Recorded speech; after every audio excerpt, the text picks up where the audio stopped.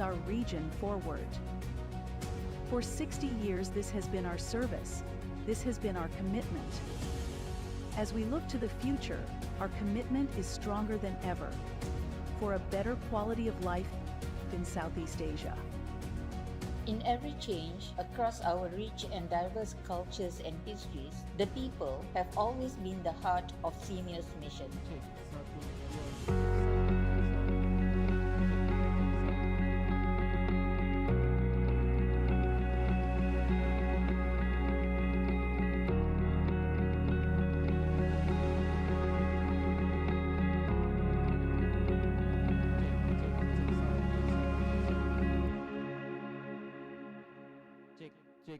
Check sound, check. In 1965, Southeast Asian nations came together to establish SEAMEO, recognizing that regional cooperation in education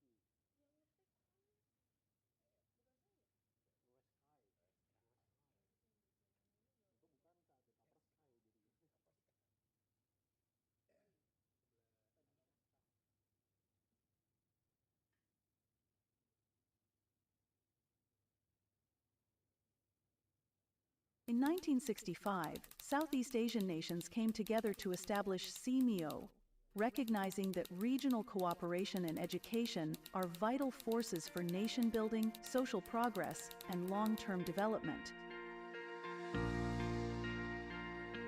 As countries sought to modernize and build resilient economies, there is a need for strong academic foundations, research capacity, and specialized knowledge to inform national development strategies and strengthen key sectors. SEAMEO established its first regional centers addressing key development priorities: agricultural and rural development, tropical medicine and public health, science and mathematics education, environmental and ecological sustainability, and English language teaching and learning. These pioneering centers became hubs of regional collaboration and capacity building. Southeast Asian countries kept pace with globalization and technological advancements while recognizing the importance of cultural heritage in fostering regional unity. SEAMEO established centers on innovation and technology, and archaeology, and fine arts. As there is growing demand for human resource development, skills upgrading, and regional talent mobility, SEAMEO established centers on technical and vocational education and training, higher education, educational leadership and management, open and distance learning, history and traditions, and education in mathematics, science, and languages.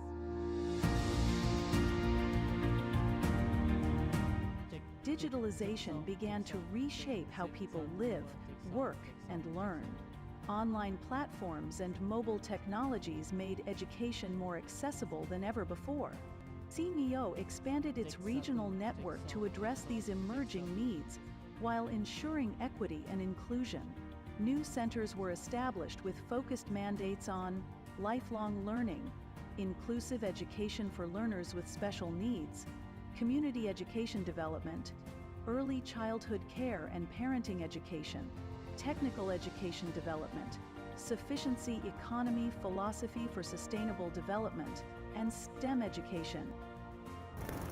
For 6 decades, a single vision has united the SEAMEO member countries, a vision of a brighter future nurtured through education, science, and culture. SEAMEO is a story of transformation. At the heart of progress and the ever-changing landscape in the region, SEAMEO has been working to support the development of the region and its member countries. We champion evidence. We lead the conduct of research towards evidence-based policymaking, transforming data into actionable insights. We don't just present findings. We spark dialogues and discussions. We forge partnerships. We have built a network that stretches from local communities to regional and global partners. These partnerships are built on our shared purpose, weaving together wisdom, resources, and innovation to amplify our impact. We empower people. We train the educator, igniting passion for learning. We nurture the scientist, conducting discovery and translational research that drive innovations. We provide platforms for the artist, preserving our rich culture. We equip the health professional, building healthier and safer communities. Our journey is seen in the hands, hearts, and minds we have shaped. SEAMEO has stayed true to its mission of providing support to Southeast Asia, support that ripples through classrooms and communities. It is the relentless pursuit of knowledge that informs our policies. It is the unwavering belief in human potential that fuels our training. It is the spirit of collaboration that moves our region forward. For 60 years, this has been our service. This has been our commitment. As we look to the future, our commitment is stronger than ever for a better quality of life in Southeast Asia. In every change across our rich and diverse cultures and histories, the people have always been the heart of SEAMEO's mission.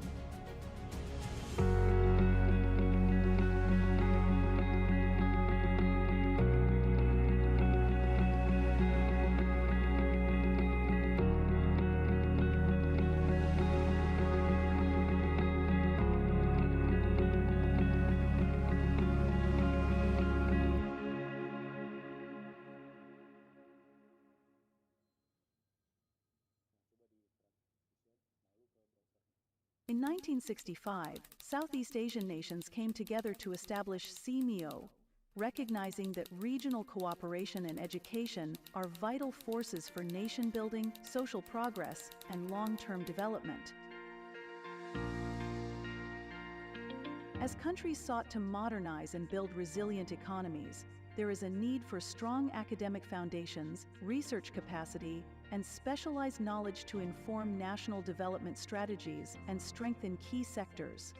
SEAMEO established its first regional centers addressing key development priorities: agricultural and rural development, tropical medicine and public health, science and mathematics education, environmental and ecological sustainability, and English language teaching and learning. These pioneering centers became hubs of regional collaboration and capacity building. Southeast Asian countries kept pace with globalization and technological advancements while recognizing the importance of cultural heritage in fostering regional unity. SEAMEO established centers on innovation and technology, and archaeology, and fine arts. As there is growing demand for human resource development, skills upgrading, and regional talent mobility, SEAMEO established centers on technical and vocational education and training, higher education, educational leadership and management, open and distance learning, history and traditions, and education in mathematics, science, and languages.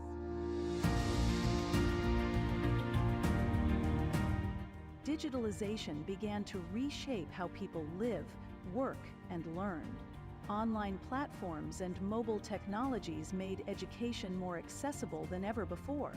SEAMEO expanded its regional network to address these emerging needs while ensuring equity and inclusion. New centers were established with focused mandates on lifelong learning, inclusive education for learners with special needs, community education development, early childhood care and parenting education, technical education development, sufficiency economy philosophy for sustainable development, and STEM education. For 6 decades, a single vision has united the SEAMEO member countries, a vision of a brighter future, nurtured through education, science, and culture. SEAMEO is a story of transformation. At the heart of progress and the ever-changing landscape in the region, SEAMEO has been working to support the development of the region and its member countries. We champion evidence. We lead the conduct of research towards evidence-based policymaking, transforming data into actionable insights. We don't just present findings, we spark dialogues and discussions. We forge partnerships. We have built a network that stretches from local communities to regional and global partners. These partnerships are built on our shared purpose, weaving together wisdom, resources, and innovation to amplify our impact. We empower people. We train the educator, igniting passion for learning. We nurture the scientist, conducting discovery and translational research that drive innovations. We provide platforms for the artist, preserving our rich culture. We equip the health professional, building healthier and safer communities. Our journey is seen in the hands, hearts, and minds we have shaped. SEAMEO has stayed true to its mission of providing support to Southeast Asia, support that ripples through classrooms and communities. It is the relentless pursuit of knowledge that informs our policies. It is the unwavering belief in human potential that fuels our training. It is the spirit of collaboration that moves our region forward. For 60 years, this has been our service. This has been our commitment. As we look to the future, our commitment is stronger than ever for a better quality of life in Southeast Asia. In every change across our rich and diverse cultures and histories, the people have always been the heart of SEAMEO's mission.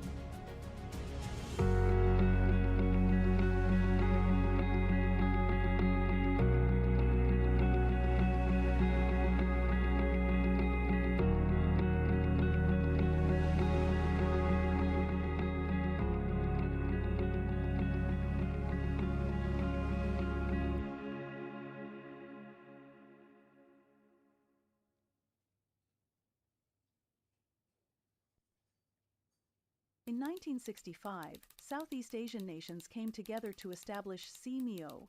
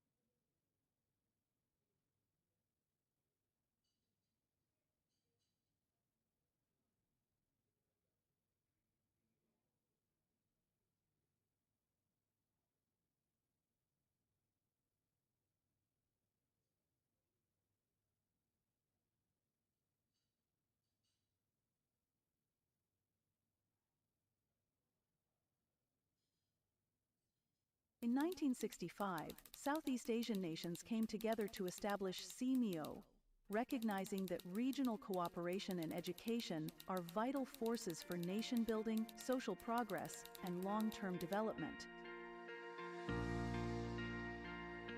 As countries sought to modernize and build resilient economies, there is a need for strong academic foundations, research capacity, and specialized knowledge to inform national development strategies and strengthen key sectors.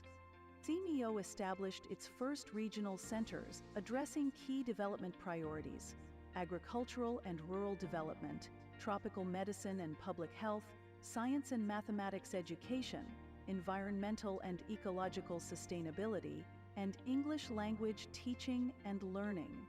These pioneering centers became hubs of regional collaboration and capacity building. Southeast Asian countries kept pace with globalization and technological advancements while recognizing the importance of cultural heritage in fostering regional unity. SEAMEO established centers on innovation and technology, and archaeology, and fine arts. As there is growing demand for human resource development, skills upgrading, and regional talent mobility, SEAMEO established centers on technical and vocational education and training, higher education, educational leadership and management, open and distance learning, history and traditions, and education in mathematics, science, and languages.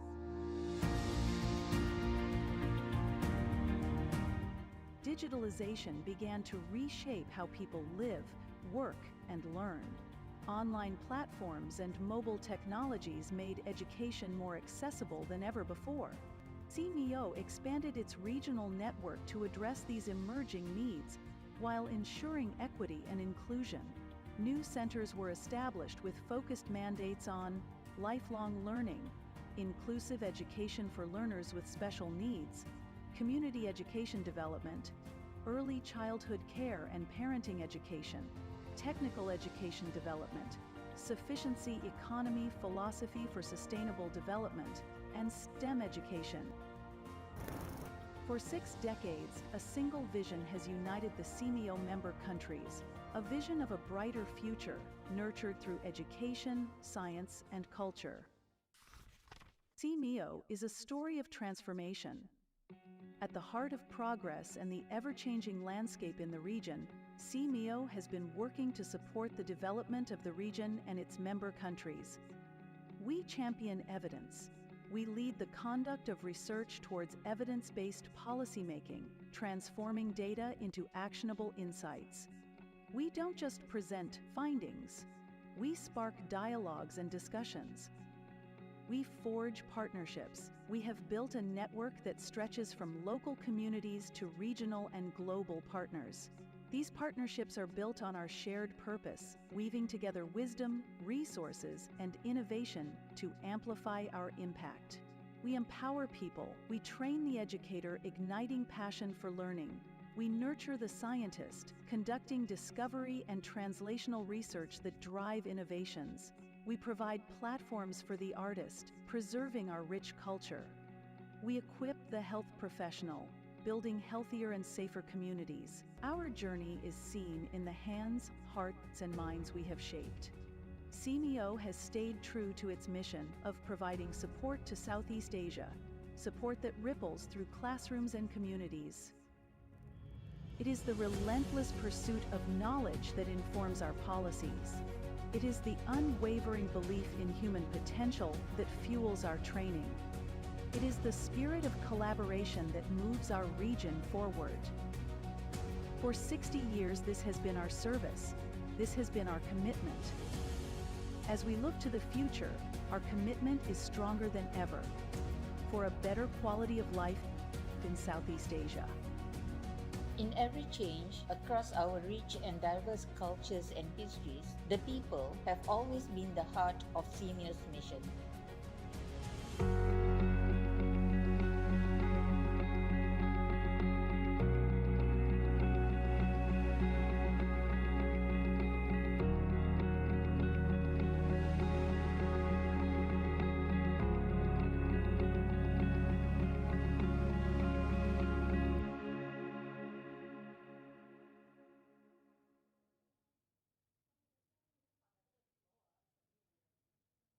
In 1965, Southeast Asian nations came together to establish SEAMEO, recognizing that regional cooperation and education are vital forces for nation-building, social progress, and long-term development.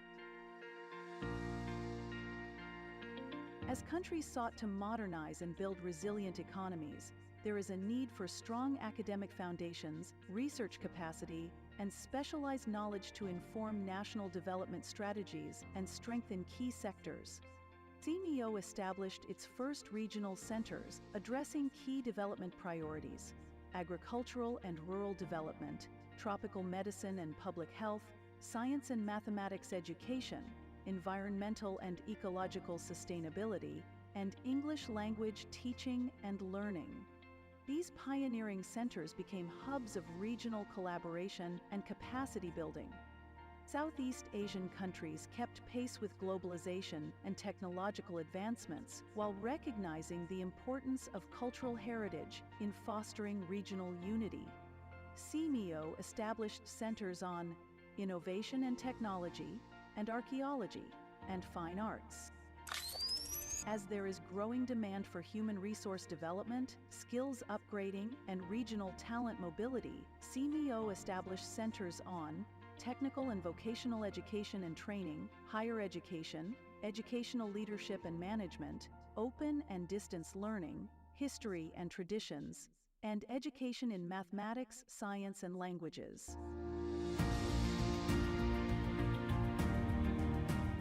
Digitalization began to reshape how people live, work, and learn. Online platforms and mobile technologies made education more accessible than ever before. SEAMEO expanded its regional network to address these emerging needs while ensuring equity and inclusion. New centers were established with focused mandates on lifelong learning, inclusive education for learners with special needs, community education development, early childhood care and parenting education, technical education development, sufficiency economy philosophy for sustainable development, and STEM education. For 6 decades, a single vision has united the SEAMEO member countries, a vision of a brighter future, nurtured through education, science, and culture. SEAMEO is a story of transformation. At the heart of progress and the ever-changing landscape in the region, SEAMEO has been working to support the development of the region and its member countries. We champion evidence. We lead the conduct of research towards evidence-based policymaking, transforming data into actionable insights. We don't just present findings. We spark dialogues and discussions. We forge partnerships. We have built a network that stretches from local communities to regional and global partners. These partnerships are built on our shared purpose, weaving together wisdom, resources, and innovation to amplify our impact. We empower people. We train the educator, igniting passion for learning. We nurture the scientist, conducting discovery and translational research that drive innovations. We provide platforms for the artist, preserving our rich culture. We equip the health professional, building healthier and safer communities. Indonesia membutuhkan 17 juta talenta digital di tahun 2030 untuk memenuhi kebutuhan industri yang terus berkembang pesat ke arah transformasi digital. Transformasi ini sedang terjadi sekarang, dan dunia kerja semakin banyak membutuhkan talenta digital. Pertanyaannya, apakah kamu siap menghadapi perubahan ini? Jangan sampai ketinggalan dan kalah dalam persaingan. Untungnya ada ICE Institute, sebuah one-stop solution platform yang hadir untuk membantu kamu mengembangkan skill pada bidang yang kamu jalani sekarang atau menambah skill digital di bidang yang sedang populer. Sehingga kamu bisa terus bersaing di dunia kerja yang semakin kompetitif dan lebih siap menghadapi tantangan just transition dan transformasi digital. ICE Institute punya segudang manfaat untuk kamu. Yang pertama, ada lebih dari 16.000 courses. Hal ini memberi kamu kesempatan untuk mengasah keterampilan yang bisa diterapkan di tempat kerja. Kedua, ada pilihan courses dari berbagai lembaga pendidikan favorit di Indonesia. Bahkan disediakan courses gratis dan berbayar. Sertifikat yang didapat dari lembaga-lembaga ini tidak hanya menambah portofolio, tapi juga membuka peluang lebih besar untuk karirmu ke depan. Ketiga, flexible learning. Jadi kamu bisa menjalankan courses yang kamu pilih, kapan saja, di mana saja. Keempat, rangkaian pembelajaran lengkap dengan assessment dan sistem sertifikasi yang diakui, membuat kamu lebih percaya diri dalam pengembangan karir. Yang kelima, ada sistem career guidance yang memberikan rekomendasi lowongan kerja sesuai dengan sertifikat yang kamu dapatkan.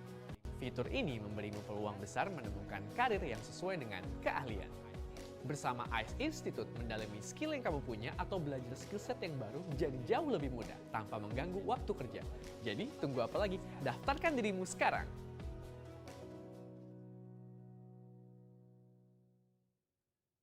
In 1965, Southeast Asian nations came together to establish SEAMEO, recognizing that regional cooperation and education are vital forces for nation building, social progress, and long-term development. As countries sought to modernize and build resilient economies, there is a need for strong academic foundations, research capacity, and specialized knowledge to inform national development strategies and strengthen key sectors. SEAMEO established its first regional centers addressing key development priorities: agricultural and rural development, tropical medicine and public health, science and mathematics education, environmental and ecological sustainability, and English language teaching and learning. These pioneering centers became hubs of regional collaboration and capacity building. Southeast Asian countries kept pace with globalization and technological advancements while recognizing the importance of cultural heritage in fostering regional unity. SEAMEO established centers on innovation and technology, and archaeology, and fine arts. As there is growing demand for human resource development, skills upgrading, and regional talent mobility, SEAMEO established centers on technical and vocational education and training, higher education, educational leadership and management, open and distance learning, history and traditions, and education in mathematics, science, and languages.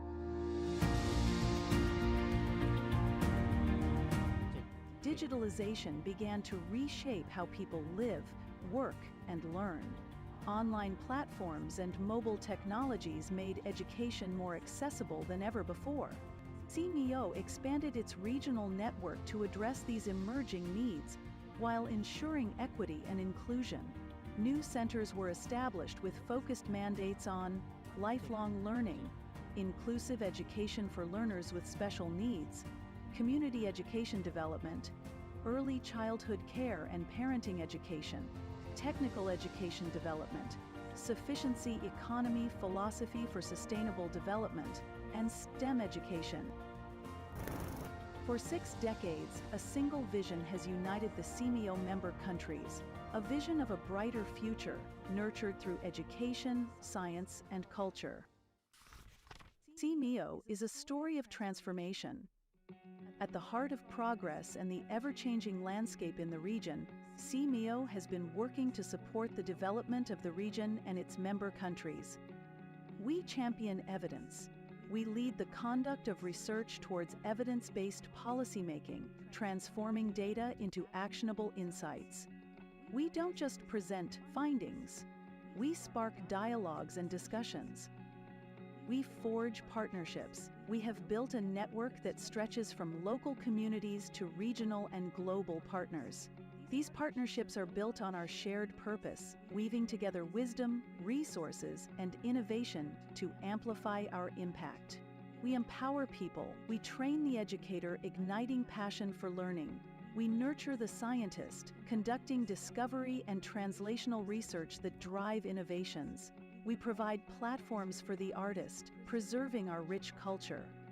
We equip the health professional, building healthier and safer communities. Our journey is seen in the hands, hearts, and minds we have shaped. SEAMEO has stayed true to its mission of providing support to Southeast Asia, support that ripples through classrooms and communities. It is the relentless pursuit of knowledge that informs our policies. It is the unwavering belief in human potential that fuels our training.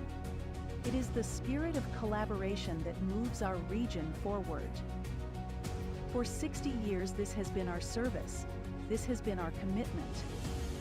As we look to the future, our commitment is stronger than ever for a better quality of life in Southeast Asia.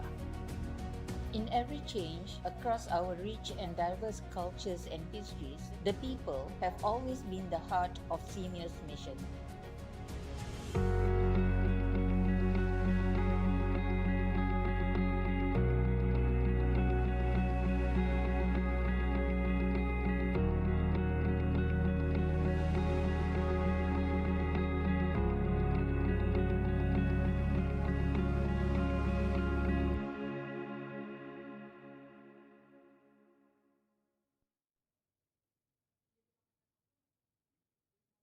Indonesia membutuhkan 17 juta talenta digital di tahun 2030 untuk memenuhi kebutuhan industri yang terus berkembang pesat ke arah transformasi digital. Transformasi ini sedang terjadi sekarang, dan dunia kerja semakin banyak membutuhkan talenta digital. Pertanyaannya, apakah kamu siap menghadapi perubahan ini? Jangan sampai ketinggalan dan kalah dalam persaingan. Untungnya ada ICE Institute, sebuah one-stop solution platform yang hadir untuk membantu kamu mengembangkan skill pada bidang yang kamu jalani sekarang atau menambah skill digital di bidang yang sedang populer. Sehingga kamu bisa terus bersaing di dunia kerja yang semakin kompetitif dan lebih siap menghadapi tantangan just transition dan transformasi digital. ICE Institute punya segudang manfaat untuk kamu. Yang pertama, ada lebih dari 16.000 courses. Hal ini memberi kamu kesempatan untuk mengasah keterampilan yang bisa diterapkan di tempat kerja. Kedua, ada pilihan courses dari berbagai lembaga pendidikan favorit di Indonesia. Bahkan disediakan courses gratis dan berbayar. Sertifikat yang didapat dari lembaga-lembaga ini tidak hanya menambah portofolio, tapi juga membuka peluang lebih besar untuk karirmu ke depan. Ketiga, flexible learning. Jadi kamu bisa menjalankan kursus yang kamu pilih, kapan saja, di mana saja. Keempat, rangkaian pembelajaran lengkap dengan assessment dan sistem sertifikasi yang diakui, membuat kamu lebih percaya diri dalam pengembangan karir. Yang kelima, ada sistem career guidance yang memberikan rekomendasi lowongan kerja sesuai dengan sertifikat yang kamu dapatkan. Fitur ini memberimu peluang besar menemukan karir yang sesuai dengan keahlian. Bersama ICE Institute, mendalami skill yang kamu punya atau belajar skill set yang baru jadi jauh lebih mudah tanpa mengganggu waktu kerja. Jadi, tunggu apa lagi? Daftarkan dirimu sekarang!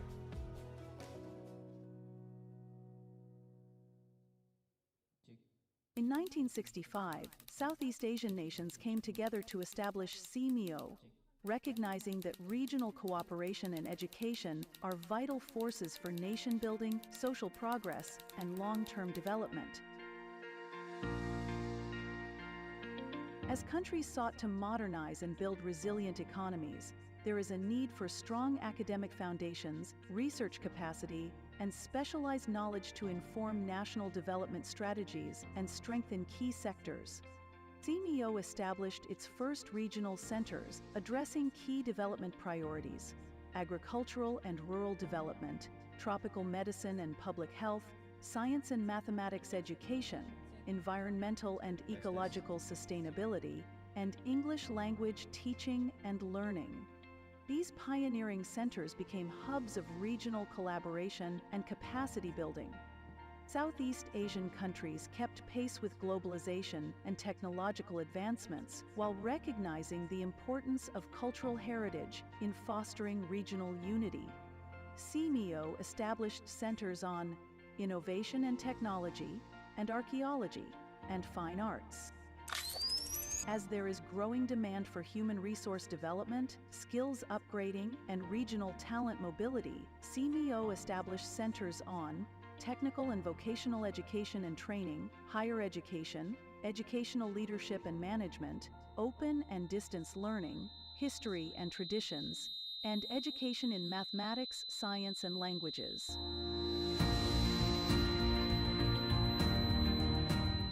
Digitalization began to reshape how people live, work, and learn. Online platforms and mobile technologies made education more accessible than ever before. SEAMEO expanded its regional network to address these emerging needs while ensuring equity and inclusion. New centers were established with focused mandates on lifelong learning, inclusive education for learners with special needs, community education development, early childhood care and parenting education, technical education development, sufficiency economy philosophy for sustainable development, and STEM education. For 6 decades, a single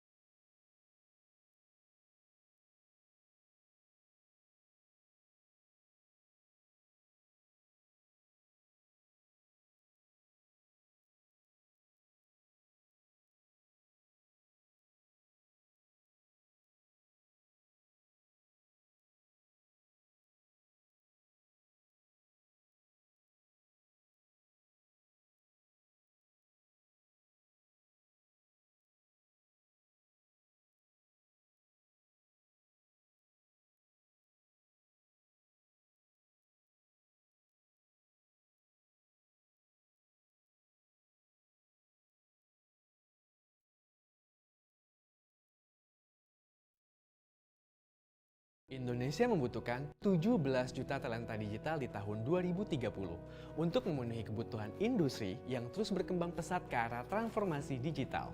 Transformasi ini sedang terjadi sekarang, dan dunia kerja semakin banyak membutuhkan talenta digital.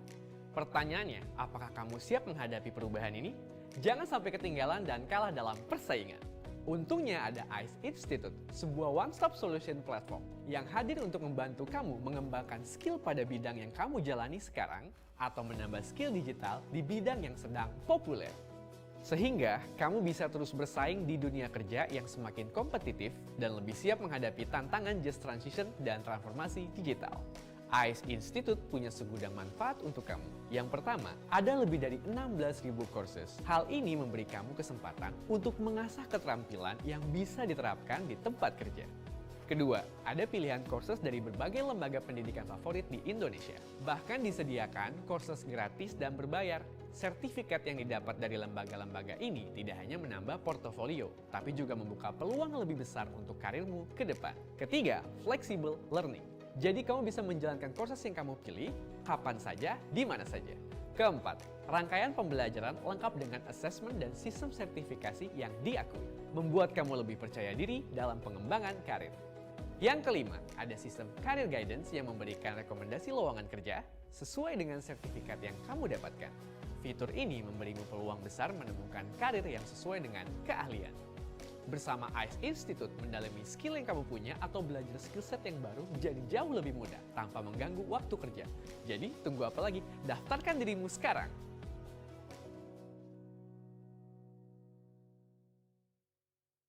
In 1965, Southeast Asian nations came together to establish SEAMEO, recognizing that regional cooperation and education are vital forces for nation building, social progress, and long-term development.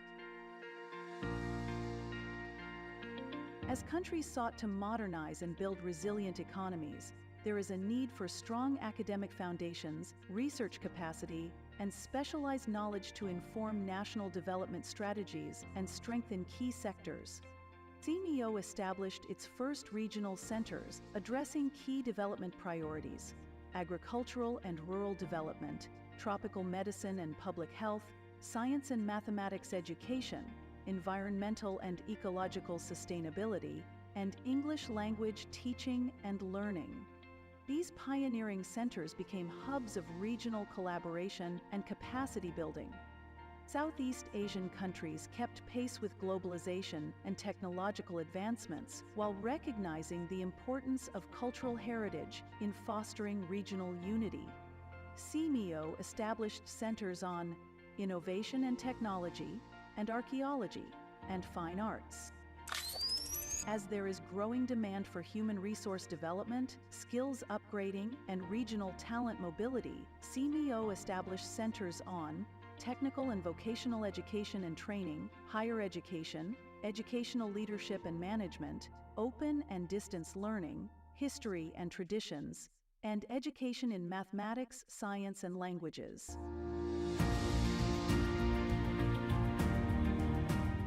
Digitalization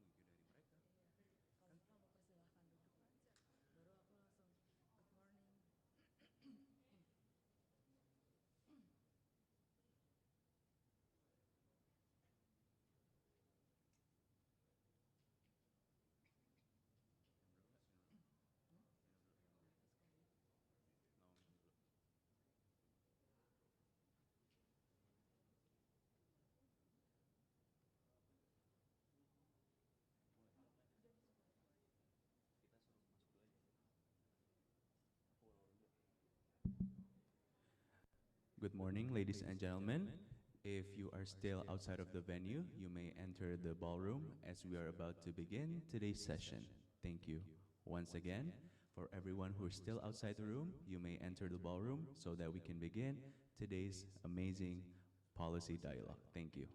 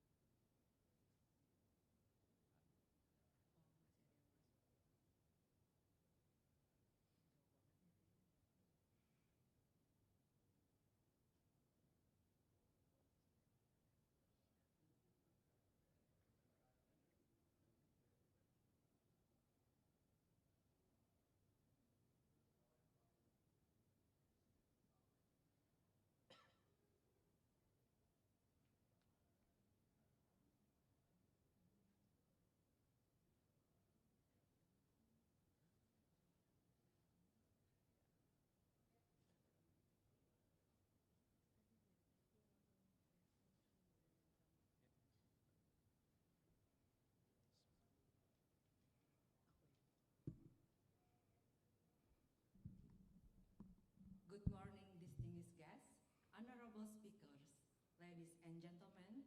On behalf of the committee, welcome to the Policy Dialogue on Regional Micro-Credential Policy, organized by SEAMOLEC and supported by ICE Institute. My name is Radianti. And I am Adrian. We are very honored to serve as your master of ceremonies for today's amazing policy dialogue. Can we get a round of applause, ladies and gentlemen? Thank you. We would like to warmly welcome representatives from ministries, universities, international organizations, and partner institutions across the region. We hope this forum will foster meaningful dialogue and strengthen regional collaboration toward an inclusive and sustainable micro-credential ecosystem in Southeast Asia and beyond. Now, before we begin today's amazing program, I think I'd like to ask you a few questions, Radianti. What are you wearing today? Is this your batik or what? This is called a tenun cloth from Lombok, and also I'm wearing an earrings from Papua. Okay. How about that, Adrian? So today I'm just wearing a simple batik. It's from Madura. Anyone from Madura here? Maybe? No? Okay. Can we still get a round of applause? Thank you. Okay, so before we begin our program, allow me to guide you through a few important opening protocols. First and foremost, for everyone's well-being, please put your phones in silent mode so we can proceed with this wonderful day. Secondly, if you cannot put your phone in silent mode, please just make it into vibrate so it doesn't disturb any of our speakers, moderators, and the ongoing of today's event. Up next, we will honor our nation. Ladies and gentlemen, we kindly invite you to rise for the singing of the national anthem, followed by the SEAMEO color. All rise.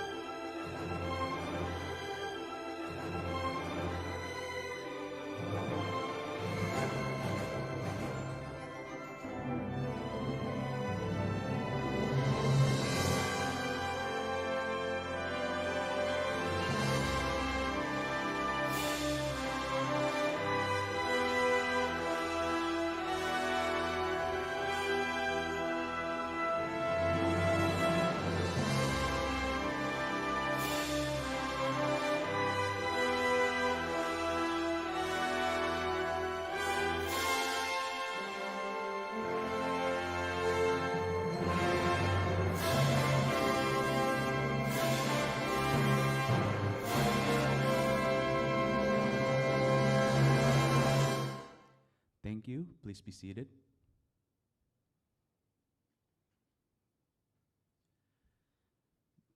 Before we begin our program today, let us now take a brief moment of silence and pray according to each of our beliefs. A moment of silence begins.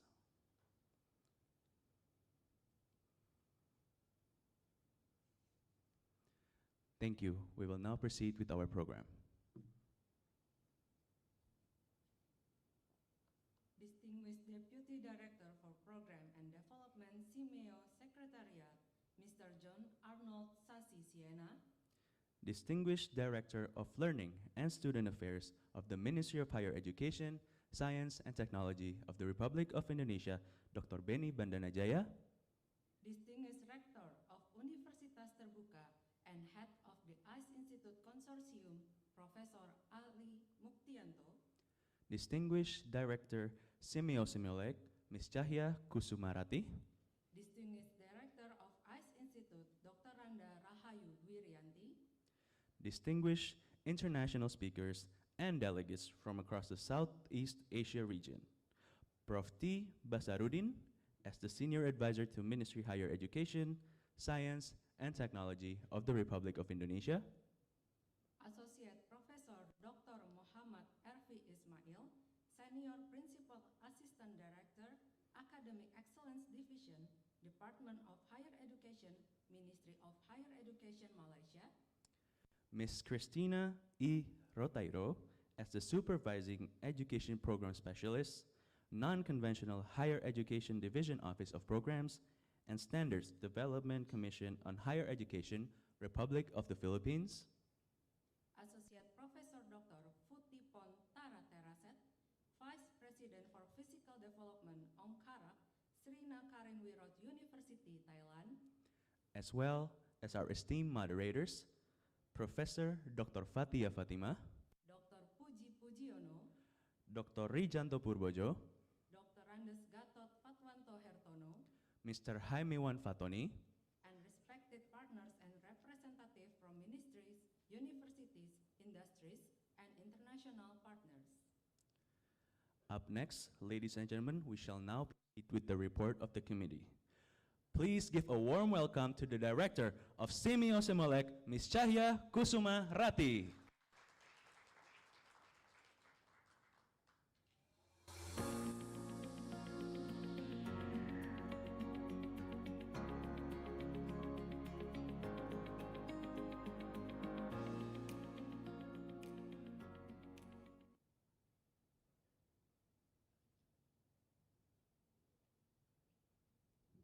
Tes ya.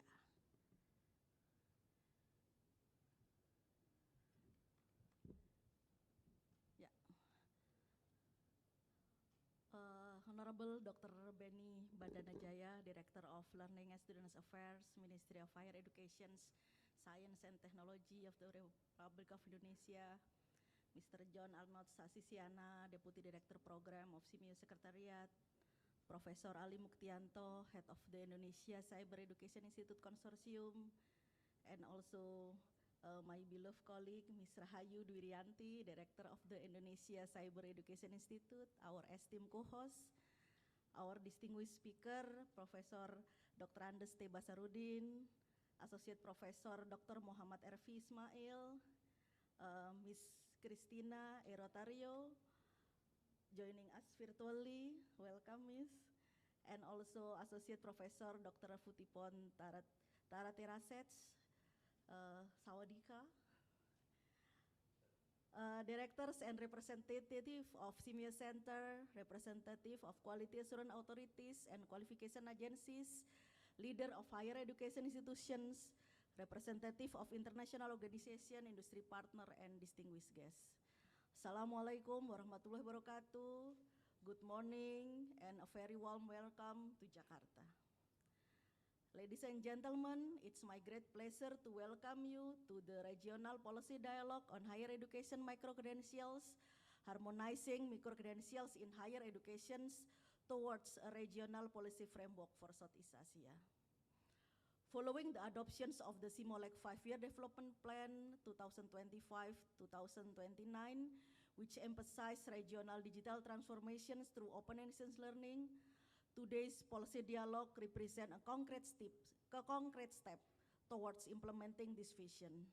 Specifically, it reflects our collective commitment to strengthening policy harmonizations, quality assurance, and evidence-informed approach to lifelong learning and flexible education pathways across Southeast Asia.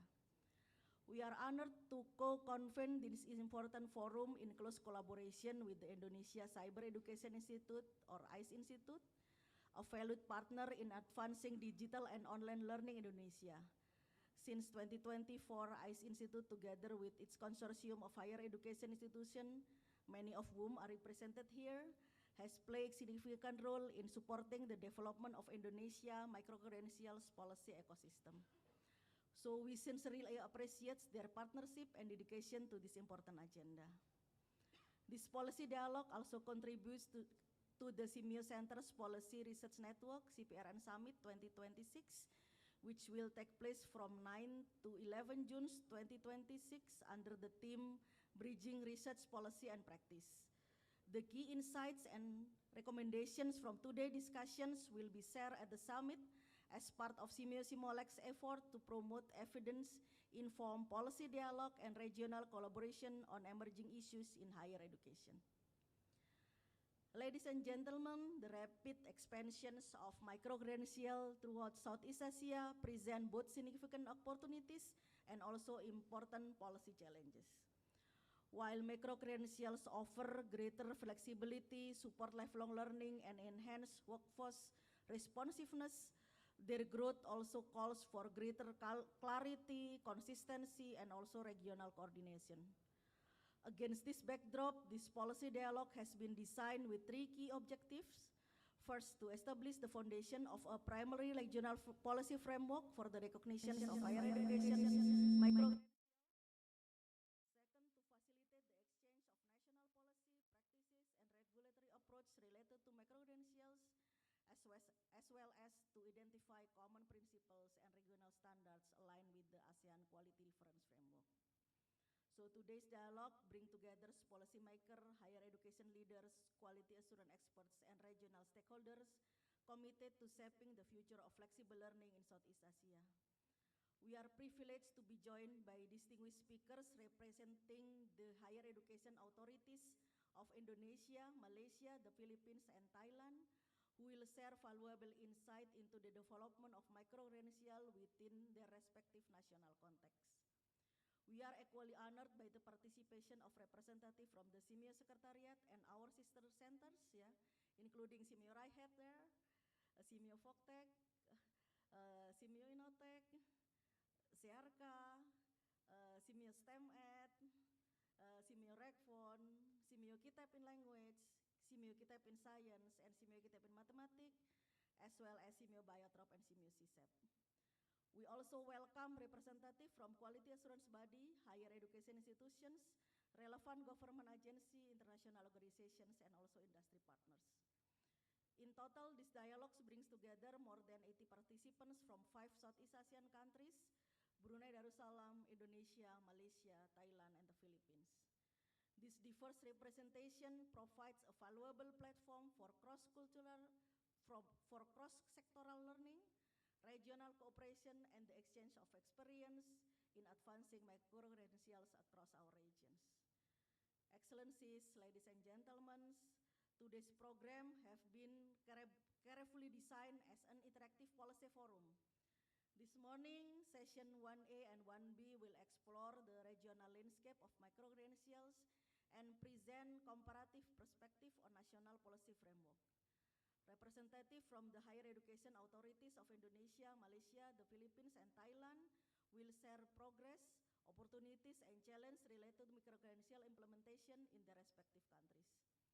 The afternoon, session 2A will convene participants into 3 parallel working groups focusing on definition and quality assurance, recognition and credit transfer, as well as equity, governance, and regulatory sustainability. The outcome from these discussions will then be consolidated during session 2B, where participants will formulate key policy recommendations to inform future regional actions. The recommendations emerging from this dialogue will be documented and shared at the SEAMEO Policy Research Network Summit 2026 as an example of regional collaborations to address emerging policy issues in higher education. The outcomes of today's discussion will also serve as an important reference for subsequent consultation and policy development process within SEAMEO, including discussion at the SEAMEO-SEAMOLEC Governing Board meeting in September 2026 and the SEAMEO High Official meeting in November 2026. We hope that these collaborative efforts will contribute to the development of regional approach to higher education micro-credentials for further consideration by SEAMEO member countries and ultimately at the SEAMEO Council Conference in 2027. Before concluding, I would like to express my sincere appreciation to the Ministry of Primary and Secondary Education, the Ministry of Higher Education, Science and Technology of the Republic of Indonesia, the SEAMEO Secretariat, and also the Indonesia Cyber Education Institute for their invaluable support in making this dialogue possible. My gratitude also extend to our distinguished speakers, moderators, organizing committee members, and all participants who have traveled from across the regions to contribute their expertise and perspective to this important initiative. As we embark on today's discussions, let us work together towards a future where learners across Southeast Asia can benefit from more flexible, trusted, and portable learning opportunities through harmonized approach to micro-credentials. Thank you very much. Terima kasih. Wassalamualaikum warahmatullahi wabarakatuh. Waalaikumsalam. Can we get one more round of applause, ladies and gentlemen, for Ms. Cahya Kusuma Rati. Thank you, Ms. Chaya, for the committee report. I think we all got along a big idea of what's about to happen today, and it's a very, very great opportunity for us to network and discuss with one another, with everyone that's in the same field as us. Up next, we're about to hear from an inspiring leader who passion drives innovation, growth, and excellence at Universitas Terbuka. Ladies and gentlemen, please give a warm welcome to Professor Ali Muktianto.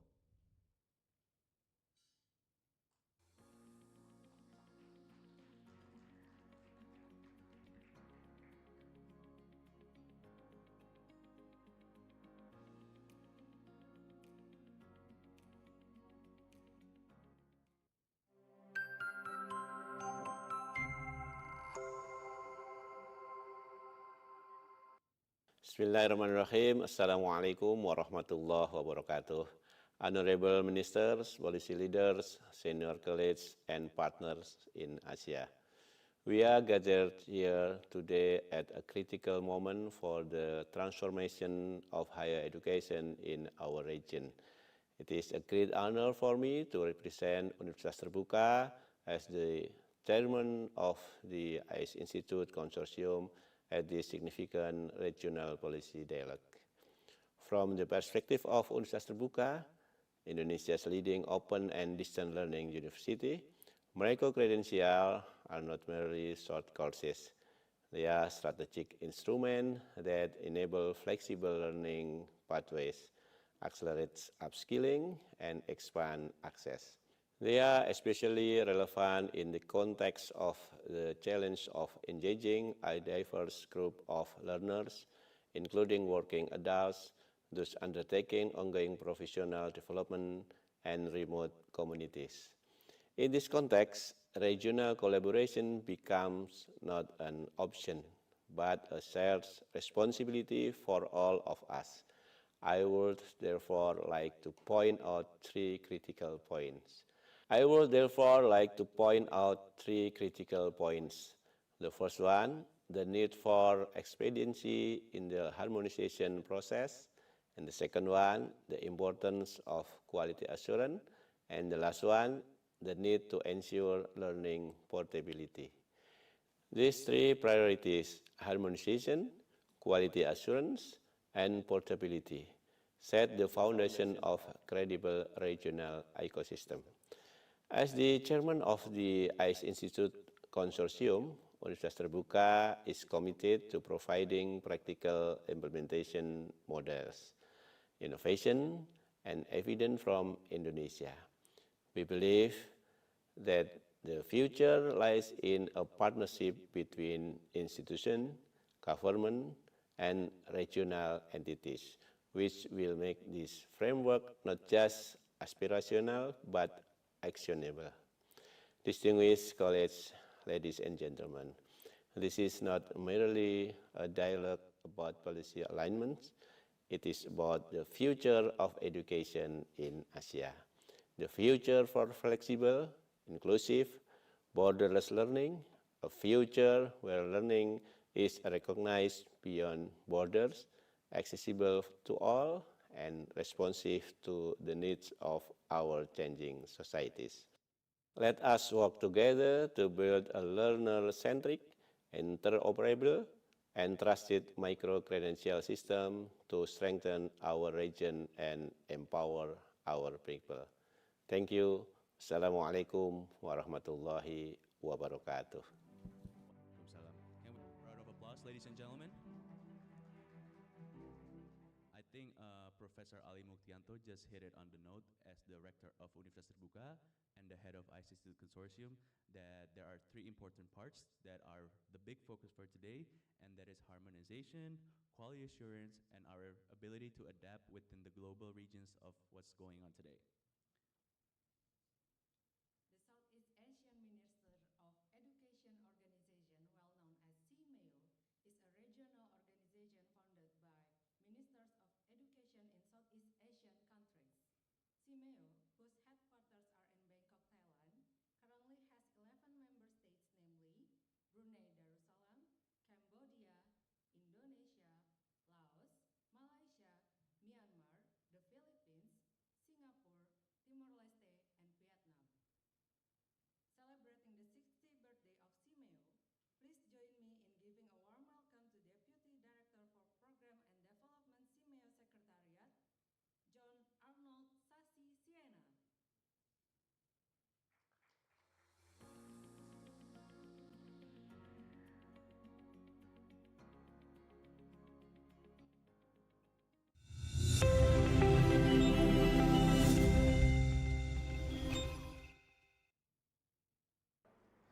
Distinguished guests, Director of SEAMEO Chaya K. Rati, representatives from the Indonesia Cyber Education Institute Consortium, esteemed policymakers, quality assurance authorities, and higher education practitioners from across Southeast Asia, colleagues from the SEAMEO network, and international partners, good morning.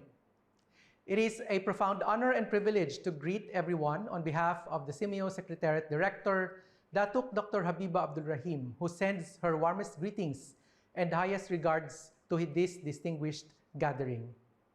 Due to pressing obligations, she is unable to be here in person today, but her heart and strategic vision are fully aligned with the vital work we are breaking ground on this morning.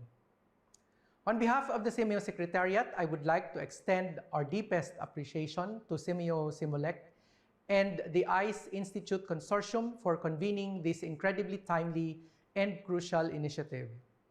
We meet at a transformative juncture for higher education in Southeast Asia. The rapid evolution of the digital economy has fundamentally changed how we work, how we learn, and how we define qualifications. Across our region, the proliferation of micro-credentials has offered an agile, flexible pathway for lifelong learning, upskilling, and reskilling. However, as noted in our strategic reviews, this rapid expansion has outpaced our policy structures. Today, we face a highly fragmented regional landscape. Different nations are at varying stages of defining, regulating, and quality assuring these competency-based credentials.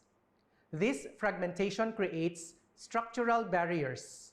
It impedes cross-border qualification recognition, limits workforce mobility across SEAMEO member states, and can inadvertently cause market skepticism regarding digital and open distance learning, or ODL. Our task today is to build the bridges that connect these disparate spaces. We are here to shift from isolated national experimentation to a coordinated regional policy architecture. For SEAMEO, this dialogue carries a deep human-centered imperative. Micro-credentials are not just structural academic blocks. They are instruments of equity and access. By designing a clear, structured pathway, potentially through a regional credit bank system, combined with the recognition of prior learning, we are creating affordable, accessible avenues for our workforce. This framework is uniquely positioned to empower our educators and professionals, allowing them to accumulate regionally recognized academic credits to upgrade their qualifications without the prohibitive burdens of traditional full-time credit acquisition. This initiative is a direct, vibrant implementation of the SEAMOLEC Five-Year Development Plan 2025-2029. The goals set before us are ambitious but entirely necessary, establishing a ministerial working group to target micro-credential endorsement by 3 pilot countries by 2027 and achieving broad adoption by 9 SEAMEO countries by 2029.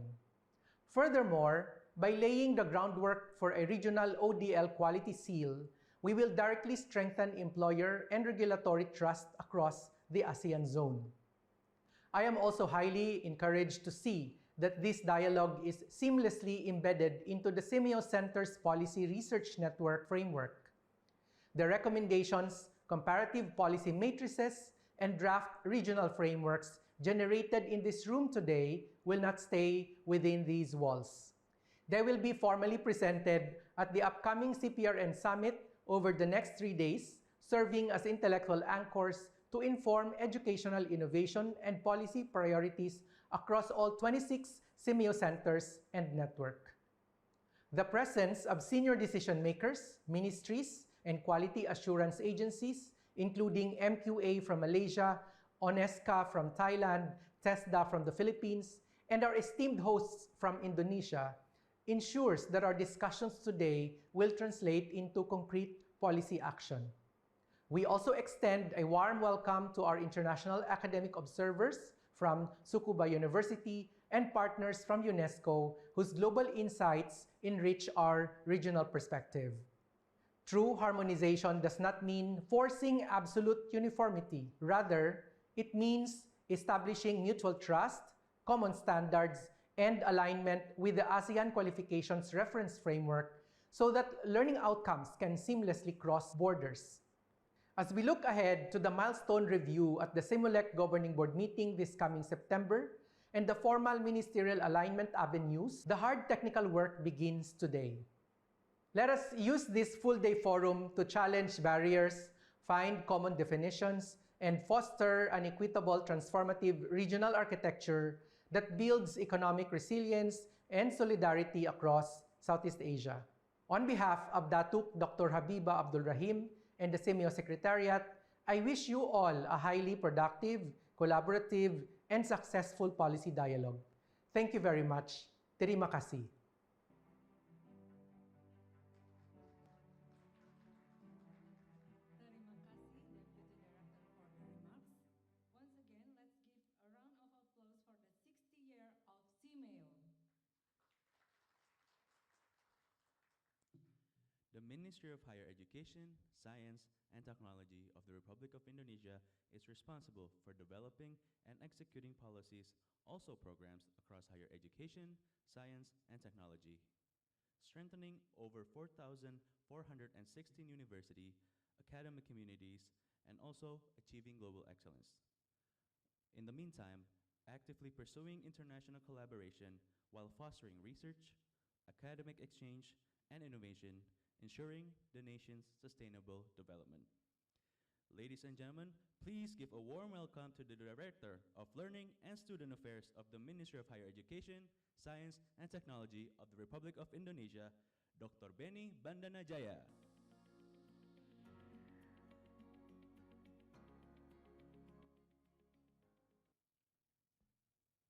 Assalamualaikum warahmatullahi wabarakatuh. A very good morning, distinguished guests, colleagues, and partners. The representative of SEAMEO Secretariat, Director of SEAMEO SEAMOLEC, Dr. Cahaya Kusumarati, the Director of ICE Institute, Dr.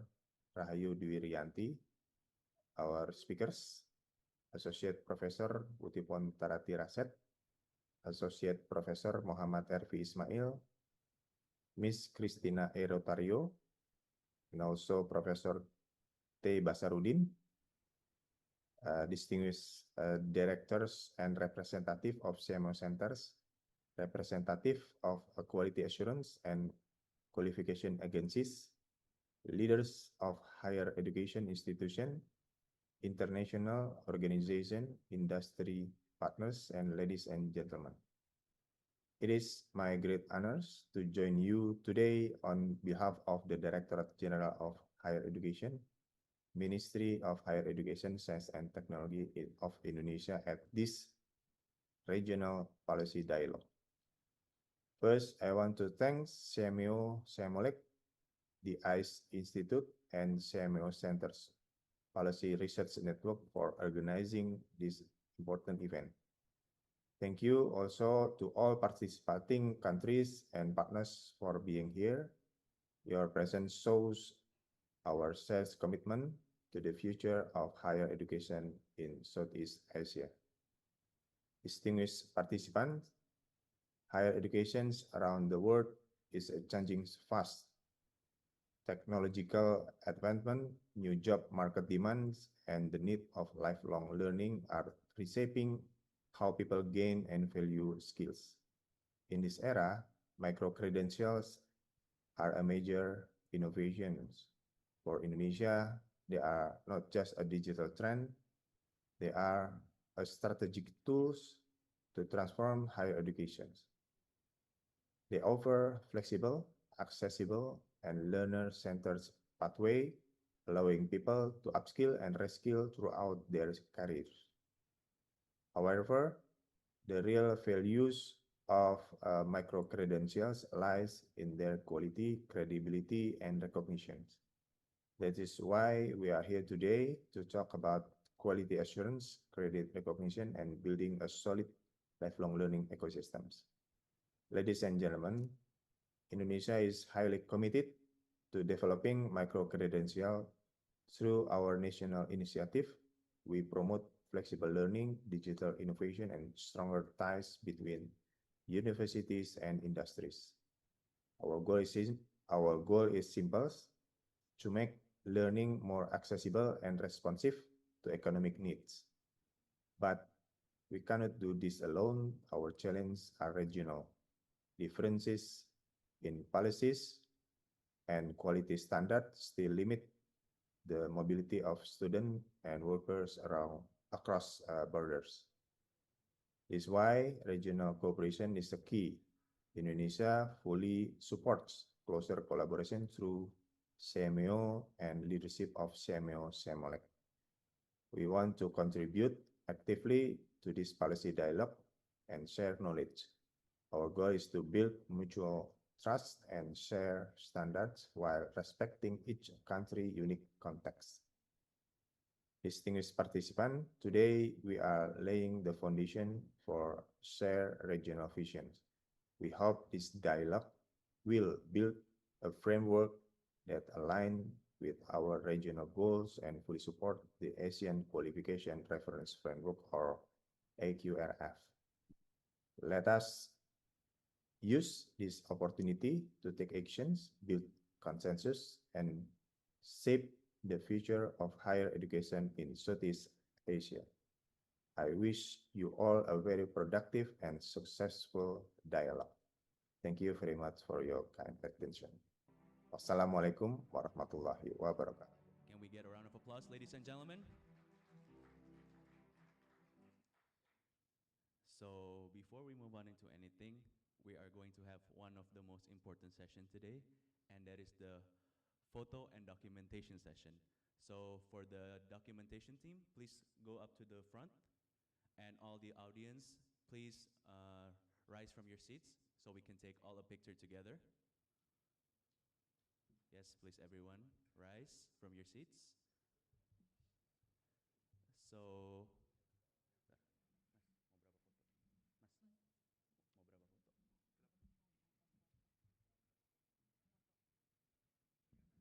So we are going to take 3 pictures. I think the first picture will be a formal one. So on the count of 3, formal pose. 1, 2, 3.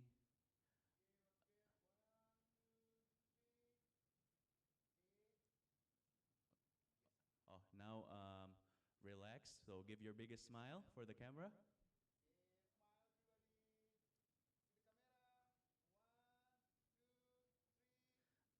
And last pose, if you can put your right hand up with the C. C, yes. Look at the camera while giving your biggest smile. This is a pose for ICE Institute. Okay, okay. Okay, thank you everyone. Give yourselves a round of applause.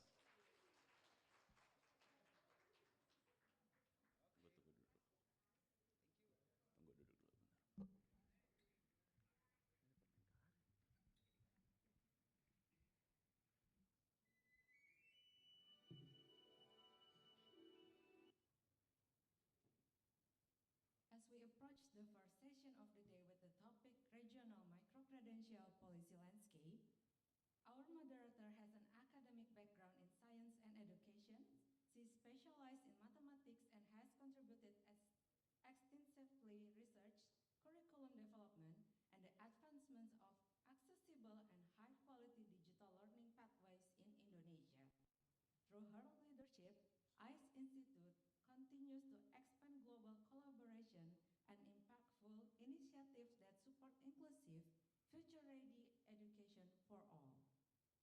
Please welcome Manager of Partnership Development of ICE Institute, Professor Fatia Fatima.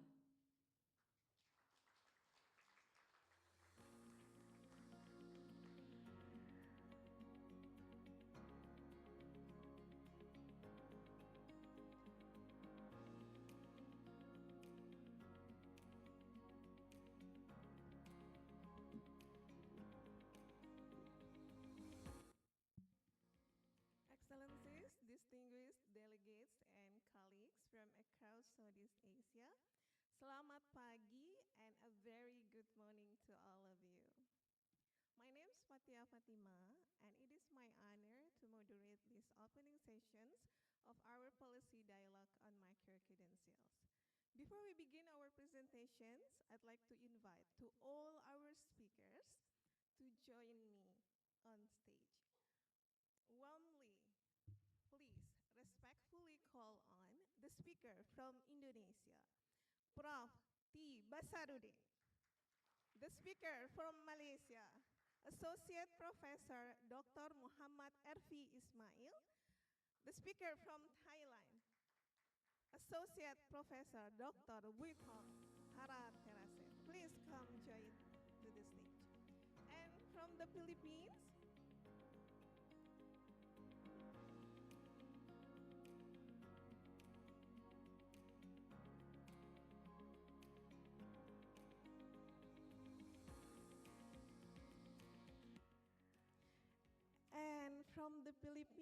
joining us online today, right beside the Prof. Chan. Welcome. We welcome distinguished speaker, Miss Christina Irotairo. Hello, Miss Christina. Good morning, everyone. Good. Can you hear us clearly? Yes, loud and clear. Okay. Thank you. Well done. Thank you. Okay. So our goal for the next 60 minutes is simple: to understand where each country stands today. Before we build a regional policy this afternoon, we need to have a clear picture of our national landscapes. We will hear 4 perspectives with exactly 10 minutes for each speaker. Every speaker will arise 4 main areas. First, the national policy framework on our micro-credentials. Second, the regulatory environment. Third, the quality assurance mechanism. And fourth, the key challenges and opportunities. An important note on our format: to give our speakers full time, we will not have Q&A during this session. Please write down your questions. We will have a full synthesis and open discussion during session 1B right after coffee break. And to our speakers, thank you in advance for keeping strictly to your 10 minutes window so everyone gets equal time. And I will keeping time gently. At 2 times remaining, I will politely remind the speaker. And when the time is complete, I will respectfully ask the speaker to conclude. Okay, let us begin. So we start from Malaysia first. Yeah, the Indonesia is closing because we are host country. So in the Indonesia, let me introduce you first. We start from Malaysia, a country that has been creating formal guidelines for micro-credentials. It is my pleasure to invite Associate Professor Dr. Muhammad Erfi Ismail, Senior Principal Assistant Director of the Academic Excellence Division at the Ministry of Higher Education, Malaysia. Dr. Erfi, the floor is yours.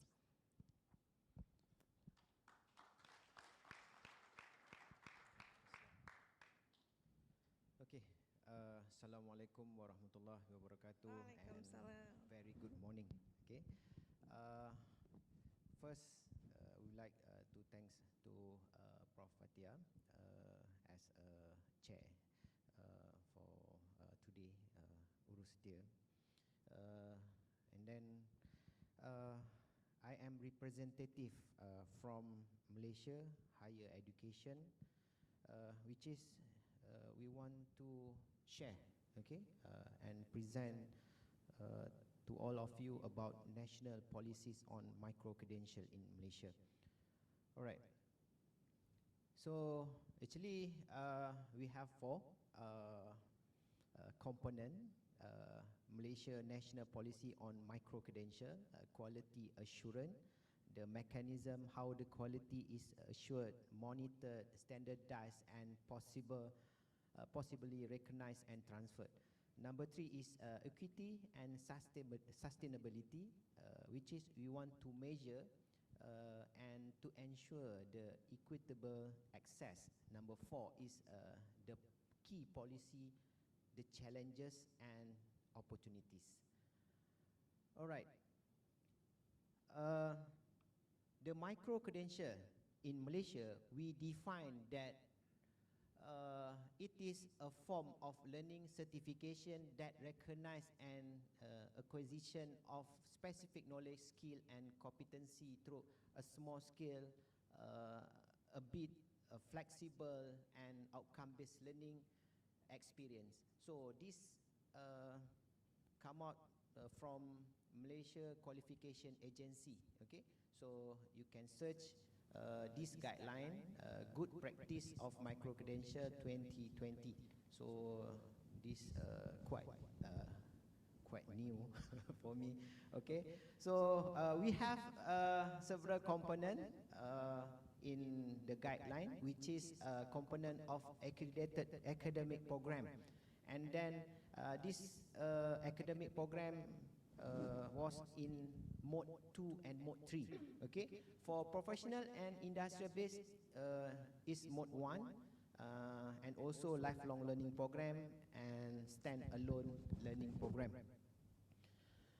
Okay, the agenda why we want to do micro-credential as a strategic instrument, which is we focusing on workforce upskilling and reskilling, continuing professional development, CPD, recognition of non-formal, informal, and informal education. All right. So the last one is we move forward to flexible education pathway. Okay. So if you look at this screen, this is show you about the qualification Malaysia framework. Okay, at the left side is the level. Okay, level 1 until level 8, which mean it is from certification to PhD level. Okay, so we mapping to the academic, TVET, and lifelong learning, which is we introduce APEL. Okay, so in Malaysia, maybe same with other country in Asian. So currently, we have APEL C for credit transfer. We have APEL A for access. We have APEL Q, okay, for qualification award. And then the last one, the new one is we have APEL M for micro-credential, right? So the APEL M just started last year, okay? So this is the feature of micro-credential course. We look at the credit bearing, okay, which is we want to transfer the credit from micro-credential to the academic program, okay? So we have industrial driven, we meet to industry, what the program, what the competency what the training they want to do.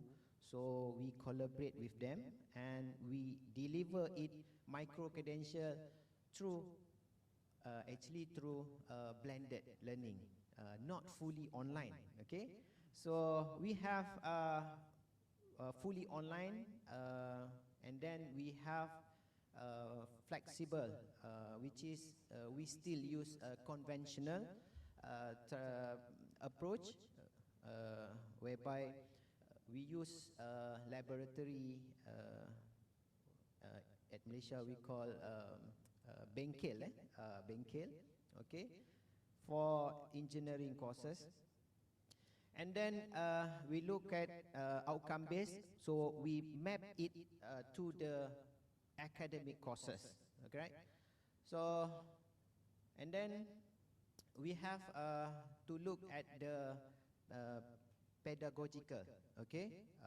So our student is adult learner, so we focus to them, so they can use their own pace, okay. So we have a certain time, give them to complete the modular, all right. So secure and shareable, and then transparent. Okay, this is also a component in module for micro-credential. So we have introduction, learning outcome, and then in the content, there must be a lecture, include video and audio, notes, ebook, and then some e-material can put inside. All right, the third one is learning activity, reading, video, listening to podcasts, group work, problem solving. And for the assessment, we have also the quiz, the test, and the mini project to the student to fulfill the modular courses in micro-credential. So also we have work-based course, curated content, okay, which is developed by the supervisor or the lecturer, okay. So this is the micro-credential example for MBA. So first we try to make it realistic for S2, okay, for Sarjana. And then this is the example for the batch. So if you complete the first module, we give one batch, second batch, third batch, and fourth batch. And after you complete all the batch, we can come out, give to the MMS, which is a micro-credential statement. This statement will convert and then will transfer the credit, okay. So this is a quality assurance. We comply the micro-credential mechanism with the Malaysian Qualification Framework, MQF, the guideline to good practice for micro-credential 2020. We use also the CQI to monitor and evaluate the student material, the examination, the quiz, the test, and after that we register it into micro-credential register. Excuse me, Dr. Elvi. Yeah. Please conclude. Okay. Thank you. So this is the challenge. Okay, we have to make it realistic, which is we have the governance coordination, okay, structure, internal process, bureaucracy, we have academic staff, the workload, attitude, experience, pedagogy, and then the technical support, incentive, program sustainability, these all the barrier, okay. So that's all for me, okay. Thank you. 10 Thank minutes. you. Thank you again, Dr. Ervi, for sharing Malaysia's practical experiences. Terima kasih. So we now turn to the Philippines, Miss Christina, where the Commission on Higher Education is actively developing standards for lifelong learning. Please welcome Miss Christina Irotairo,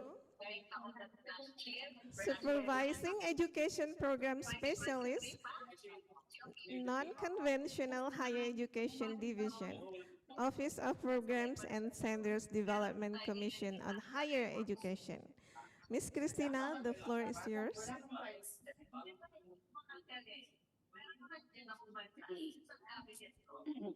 Can you hear me clearly? Yes. Good morning, everyone. Good morning. Distinguished colleagues, fellow delegates, ladies and gentlemen. I am Cristina Rotairo from the Commission on Higher Education of the Philippines, or CHED. On behalf of Dr. Gili Catanes, the Director of the CHED Office of Programs and Standards Development, it is my pleasure to share with you the Philippine Policy Framework on Micro-Credentials and our ongoing efforts to establish a lifelong learning ecosystem that is responsive, flexible, quality assured, and aligned with the needs of learners, industries, and the society. Today, I will discuss 6 key points as follows. First is the Philippine Qualifications Framework, and then the key policy instruments supporting micro-credentials, then the working definitions, as well as the guiding principles and framework for micro-credentials in Philippine higher education. Then we will proceed with the quality assurance mechanisms, and finally, the key challenges and opportunities ahead when it comes to the implementation of micro-credentials. Let me begin with the Philippine Qualifications Framework. The PQF is the country's national qualifications framework institutionalized through Republic Act number 10968, or the PQF Act of 2017. It serves as the national reference for educational qualifications and provides standards for learning outcomes across different levels of education and training. It is a quality-assured national system for the development, recognition, and award of qualifications based on standards of knowledge, skills, and values acquired in different ways and methods by learners and workers of the country. The PQF is designed to recognize learning regardless of how it was acquired, whether learning takes place through formal education, workplace training, community engagement, professional experience, or self-directed learning. The framework allows such learning to be valued and recognized. The PQF implementation is managed by the PQF National Coordinating Council, or the PQF-NCC, which is composed of 5 agencies, namely the Department of Education, or DepEd, the Technical Education and Skills Development Authority, or TESDA, the CHED, and the Professional Regulation Commission. So these 4, which you can see in this diagram, are the 4 agencies that are involved in the education sector. The 5th agency is the Department of Labor and Employment, or DOLE, which acts as the bridge between education and the job market. In January of this year, after thorough discussions and deliberations of the different agencies involved, the PQF-NCC approved this revised PQF diagram and updated level descriptors. These revisions further strengthen the framework's capacity to support lifelong learning pathways in the emerging forms of credentials, including micro-credentials. The diagram here shows the 8 PQF levels and the corresponding agencies involved in them. The DepEd has jurisdiction over the basic education. So we have the senior high school here, which is at level 3. The TESDA handles the national certificates and diploma for TVET, which is at levels 1 to 5. And then CHED handles the associate up to the doctorate degrees in higher education, which is at levels 5 to 8. The PRC handles professional education. The revised diagram shows an additional column intended for lifelong learning. This was not in the previous PQF diagram. This time, it explicitly recognizes micro-credentials as part of the broader qualifications ecosystem and provides a foundation for their recognition and portability. Micro-credentials cut across all 8 levels of the PQF. Micro-credentials serve as flexible tools that support non-linear learning trajectories. Their inclusion under the lifelong learning dimension signals that Learning is no longer viewed as single, linear pathway toward a terminal qualification. Instead, learners may move in, out, across, and upward within the system, accumulating recognized learning over time across sectors without being locked into a single program or institutional track. So last year, SHED issued the primary policy document governing micro-credentials in higher education, the SHED Memorandum Order or CMO number 1 series of 2025, the guidelines for micro-credential development, approval, and recognition in higher education. This policy provides the standards and procedures for the development, approval, quality assurance, and recognition of micro-credentials offered by Philippine higher education institutions. With SHED as the regulatory agency, higher education institutions seek SHED's recognition of their micro-credential offerings after going through the process of review and approval by the Commission. The TESDA also has a similar policy, the TESDA Circular Number 77, Series of 2024, the Omnibus Guidelines on TVET micro-credentialing for skilling, upskilling, and reskilling of the workforce. So there are other complementary policies which also support our efforts to promote seamless progression and lifelong learning pathways. So the PQF NCC resolution is the one that approved the diagram that you just saw earlier. We also have the TESDA Circular Number 77, as I have mentioned. That's for TVET micro-credentials. And then the other relevant policies are the Joint SHED TESDA Memorandum Circular, which refers to the Philippine Credit Transfer System, which provides the link between the TechBook education and training and the higher education qualifications. Then we have CMO 11 for the Expanded Tertiary Education Equivalency and Accreditation Program. So that's our equivalent, or that's our version of Recognition of Prior Learning, or RPL. And then we have SHED Memorandum Order number 12, the policies and guidelines on open distance and e-learning. So these are the definitions of micro-credentials. We have the one that was provided in the revised PQF diagram. So, and then we also have the definitions from CMO1 for the higher education micro-credentials, and TESDA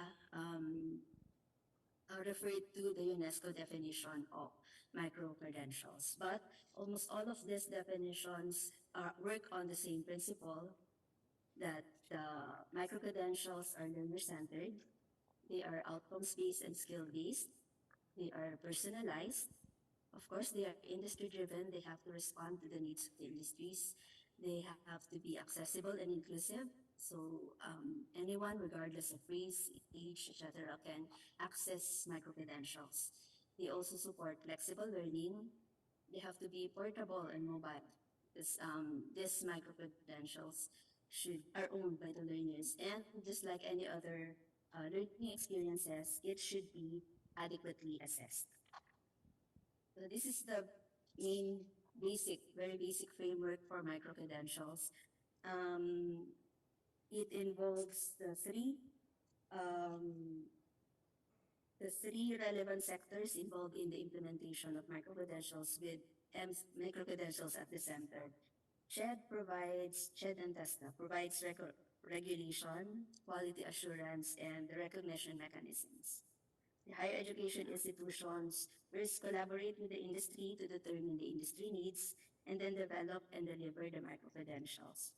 They also promote articulation and credit transfer, enabling micro-credentials to contribute toward larger qualifications and degree pathways where appropriate.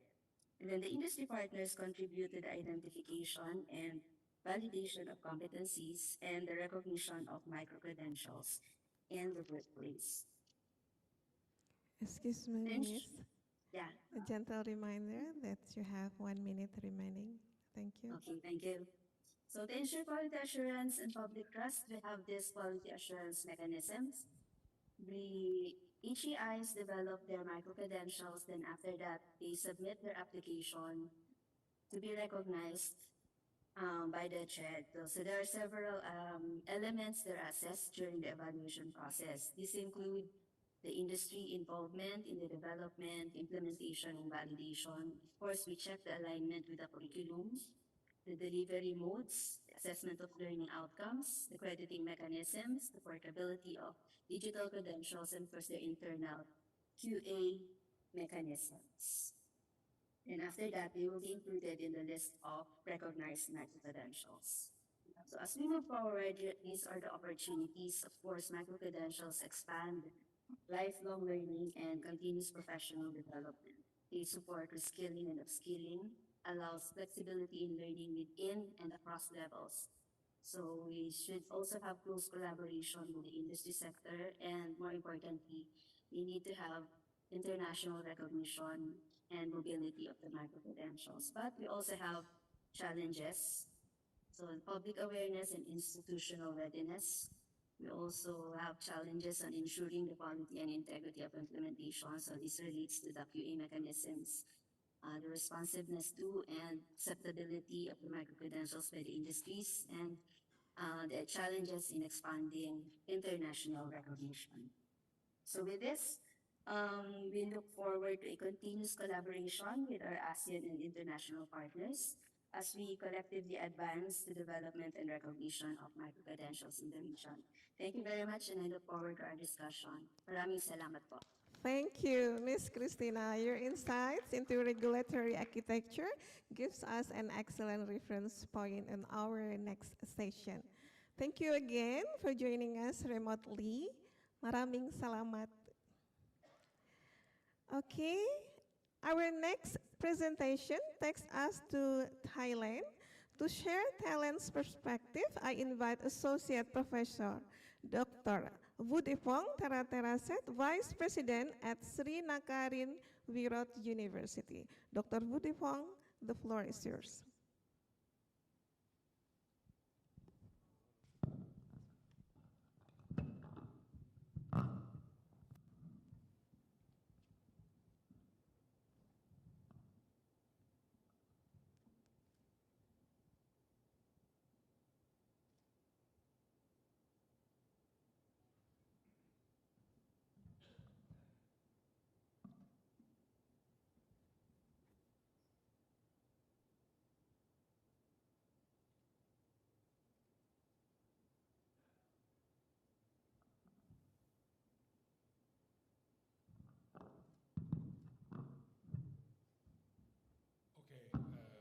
Good morning, ladies and gentlemen. My name is Vutipon Thala Thiraset from Thailand. Today, I'm presenting the idea of a National Credit Bank for Lifelong Learning in Thailand. The key message is simple. Learning happens throughout life, and we need a modern system that can capture, verify, and transfer that learning in a trusted way. Nowadays, employers care not only about what do they know, but what they can actually do. At the same time, technology and industry change quickly, so lifelong learning become essential. People will reskill and upskill many times, and learning will happen beyond a traditional degree. Traditionally, education focuses on discipline knowledge.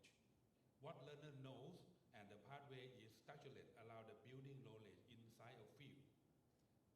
But skill credentials shift the focus to performance, what learner can do well in the real task and a job role. The important point is not that one replaces another. The goal is to make learning outcome clearer and more usable, especially for the employment.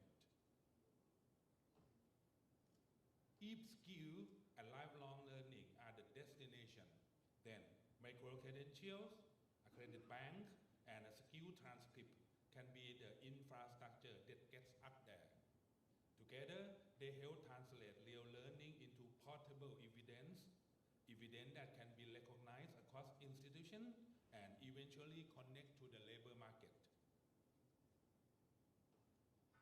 Let's get started with the micro-credential.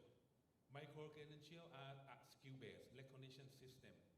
They validate specific competency based on evidence, for example, training, professional standard testing, workplace experience, online learning, or other structured learning. Micro-credentials are smaller than a degree, but they are powerful because they are targeted, measurable, and can be updated as industry needs.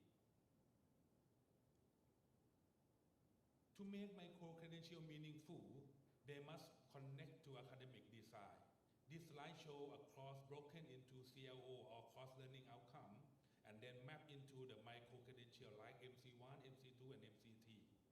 So instead of only saying I passed the course, a learner can demonstrate I achieved outcome 1, 2, and 3, and each validated and potentially stackable. This is the full journey from learning to formal value. First, learning happens everywhere, in school, training, work, and self-learning. Second, the system provides recognition, meaning learning is acknowledged and recorded.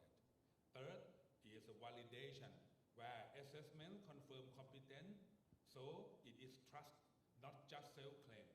Finally, accreditation, where the learning becomes a formal micro-credential stored in a university credit bank. Now the question is, what is a university credit bank? A credit bank is a credit accumulation and academic record system. It supports learners from formal, non-formal, and informal education, including degree program, training program, and experience-based learning, so long as there is documented evidence to support credit transfer. The main idea is that credit and learning outcome don't have to be locked inside one institution or one period of life. They can be accumulated and they do not expire. This diagram shows how the ecosystem works in practice. Learners may come from universities, other universities, training provider, professional organization, or even other credit banks. Through transfer and validation, learning outcomes are aligned with standard and qualification framework. Then outcomes flow into a credit bank, and the results show the recognition of competence that employer can trust. At the national level, the National Credit Bank functions like an educational central bank. It provides a central registry where individuals of all age can open account and accumulate academic credit that never expire. And it connects higher education institutions so learners can transfer credit more freely. The value here is mobility. Learners can move between institutions and learning mode without losing what they already achieved. So far, we have discussed the key driver. Now the questions become what does look like for an individual learner in a way that keeps data protected, but still easy to use and verify. That brings us to the credential wallet. A credential wallet is a personal, secure, digital way to collect, manage, and share verified learning accomplishment. It connects learning in a formal education, training, and work experience into shared credential infrastructure. From the learner point of view, it means I control my record. I can present them when needed, and they can be verified. From the system point of view, it supports interoperability and reduce duplications. We have already discussed the micro-credential and the credit bank. The next one to be talked about is a skill transcript. A skill transcript is a record of a learner competency and skill derived from evidence across formal, non-formal, and informal context. It maps again learning outcome, for example, program learning outcome. So it becomes understandable inside higher education quality assurance. Most importantly, it complements the academic transcript. It does not replace grade or credit-based result. Instead, it makes skill visible and portable. This slide shows what the output can look like. On the soft skill side, we can represent areas like critical thinking, creativity, and so on. On the hard skill side, we can show technical domain like programming skill, data analysis, and so on. So Micro-credential become building block and the skill transcript become the organized picture of what the learner can do. This is the strategic connection. When micro-credential feed into a credit bank and skills are present clearly to a skill transcript, we can support the national goal like Thailand 4.0, improving workforce capability and making skill level more transparent. In other words, the system supports both individual opportunity and national competitiveness. Okay, what we are doing now. Currently, for higher education in Thailand, we have promoted the ecosystem of lifelong learning, including micro-credential, credit bank, and skill transcript. We are developing the national credit bank, but unfortunately, it is not finished yet. Now, we are focused on the quality assurance of the ecosystem. Institutions must follow a clear legislation process and go to committee review for approval. The key point is credit bank and micro-credential only work if credit are trusted, consistent, and auditable. This slide overview of undergrad operational statistics. You can see that we still have much work to do. Okay, the real challenge that must be addressed. For the example, interoperability between the system, share standard for the learning outcome, consistency validation in practice, privacy and data governance, and most importantly, building trust across institution and employer. If we solve those, the credit bank becomes scalable and sustainable. This slide highlights enabler required to make it real. First, we need the right laws, regulations, governance, and operational guidelines, so participation and credit transfer are clear and fair. Second, we need a platform and connectivity, a system to collect and store credit data, enable real-time exchange, and connect across sectors. Third, we need collaboration from university, professional body, government agency, and the private sector. This collaboration will ensure that outcome match real workforce needs and help building public trust. To conclude, learning is happening everywhere, but without a trusted system, much of it remains invisible. Micro-credential provide targeted recognition, credit bank provide accumulation and mobility, skill transcript make competency understandable, and credential wallet empower learner to manage and share verify achievement. Together, these components enable lifelong learning pathway that connect education and employment. Thank you for your attention. I'm happy to take your question. Thank you. Thank you, Dr. Butimpong. Your points on credit bank system and learner mobility are highly relevant for our upcoming session. Khop-kun. We close here in our host country, Indonesia, to present Indonesia's national policy landscape. Please welcome the senior advisor to the Minister of Higher Education, Science and Technology, Chairman of the Board of Higher Education, Ministry of Higher Education, Science and Technology. Please welcome Prof. Chan Basarudin. Terima kasih, thank you. Assalamualaikum warahmatullahi wabarakatuh. Very good morning, everyone. It is an honor for me to stand here sharing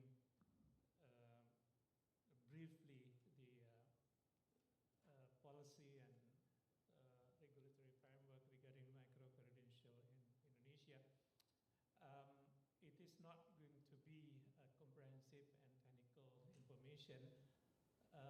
This notion of micro-credential in Indonesia is still considerably new to us, even though in terms of practice, we have seen quite a few of use case, where Indonesian citizens are using this credential. Okay, what should I do with the, okay. Oh, I think there's some order of my slide, which is slightly mishap.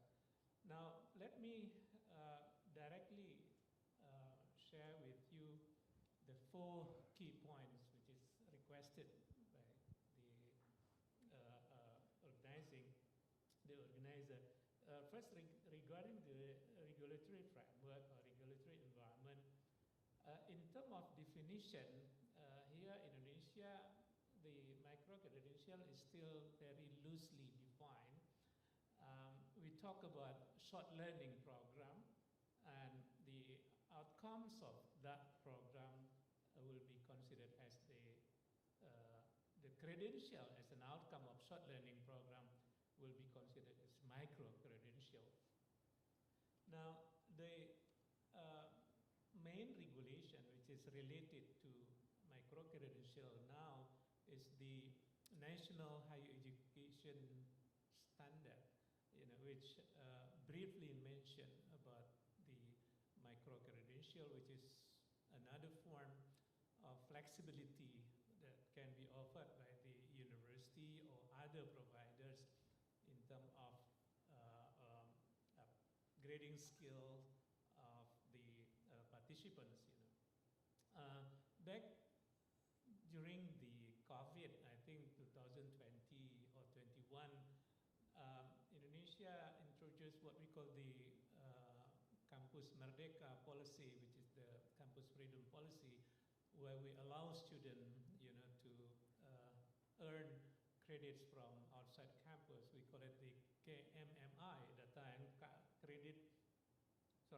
Credential Mikro Mahasiswa Indonesia, which literally means the micro-credential for Indonesian students. In addition to that, our neighbor, which is the Ministry of Education, Basic Education and Secondary Education, also issue the special decree from the Directorate General of Vocational Education, where they also already issued the guideline for the vocational teacher development programs. Now, in terms of institutional governance for higher education, currently this issue is overseen by the Directorate of Learning and Student Affairs, which is, I think, Pak Benny in the morning opened this session. And I think to share with you, just to mention a few, the key program which is already implemented related to this is the establishment of the ICE Institute. We have the director here, and also the KMMI, which is already explained earlier, and also credit earning policy through micro-credential, where I said earlier in terms of campus freedom policy. And also, I think one of the regulation from the Ministry of State Apparatus, they recognize the outcome of micro-credential program for the advancing the career for the civil servant. Okay, now in terms of quality assurance, I have to admit that Indonesia is not really established in a regulation regarding to that, because the current external quality assurance system which we have put in place is only limited to the institution and also program study, which is the study program or course level. So it is not for the micro-credential. So it is part of the internal quality assurance which is imposed within the providers, if the providers are the higher education institution. Otherwise, it's still not really strictly defined. Now, in terms of recognition, we let the users to recognize using their own mechanism and system. I believe most of the users will be looking at the reputation of the providers rather than looking at the individual program itself.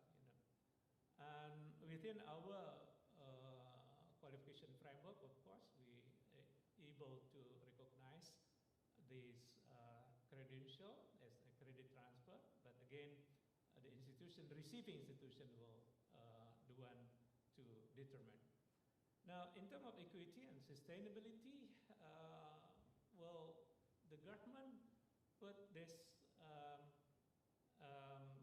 program under the scheme for student support system or workers or unemployed support system. You know, we have those kind of prakerja system, beasiswa for the student, and so on. By the way, unlike in Thailand and the Philippines, I think in Indonesia we focus more for the bridging program for the students, you know, higher education student, rather than for the lifelong learning at large. So the equity is related to that, you know, providing scholarship for students, and also for the unemployed, you know, to access skill development. Okay, and the key challenges and opportunities. For the opportunity, I think it is a good opportunity for us, you know, to really seriously develop our micro-credential system nationally. We have already put in the draft for the National Education System bills, which is now undergo discussion in the House of Representatives, you know, where we have already put special articles, you know, for micro-credential that. So it will be stronger foundation for micro-credential development in Indonesia later on. In terms of users, I think the demand is already there. The current generation Z or Alpha, they are, you know, up to this kind of, you know, credential, micro-credential program. Now, in terms of challenges, I think for us, first, the scale and size, huge number of providers. The providers also, okay, I lost. The providers also varied quite significantly, you know, from the established higher education institution to a small training, you know, institutes, that kind of things.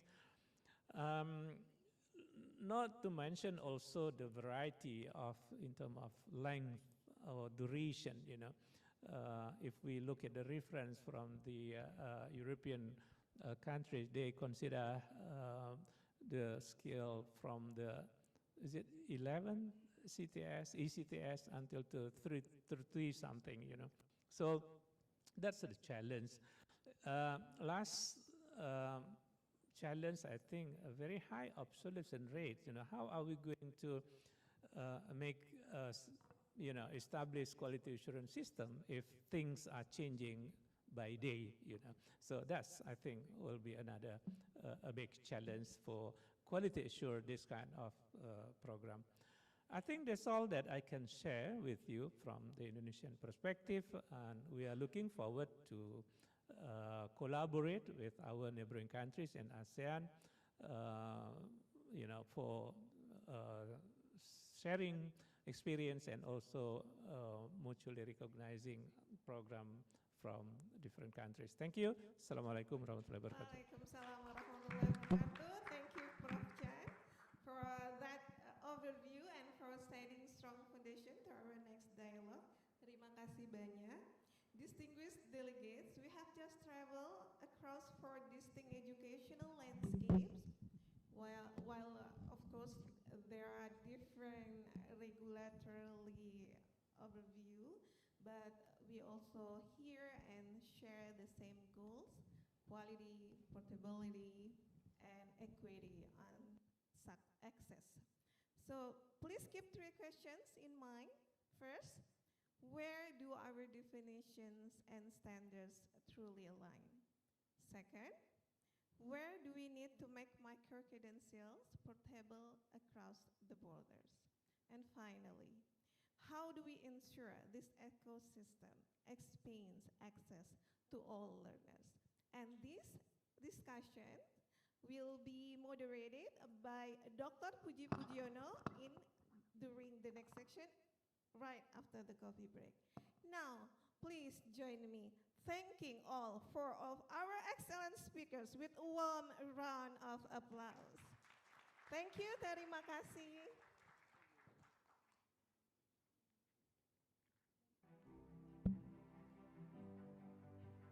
Thank you, Miss Christina. Take care. For the moderator and speakers, if you please remain. And for Miss Tina, if you can turn on your camera so we can commemorate this moment through a picture together.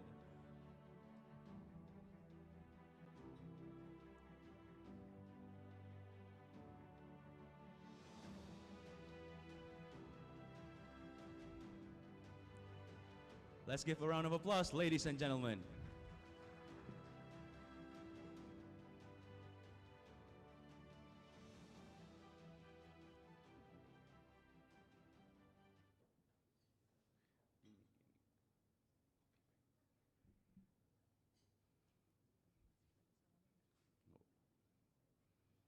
Adrian?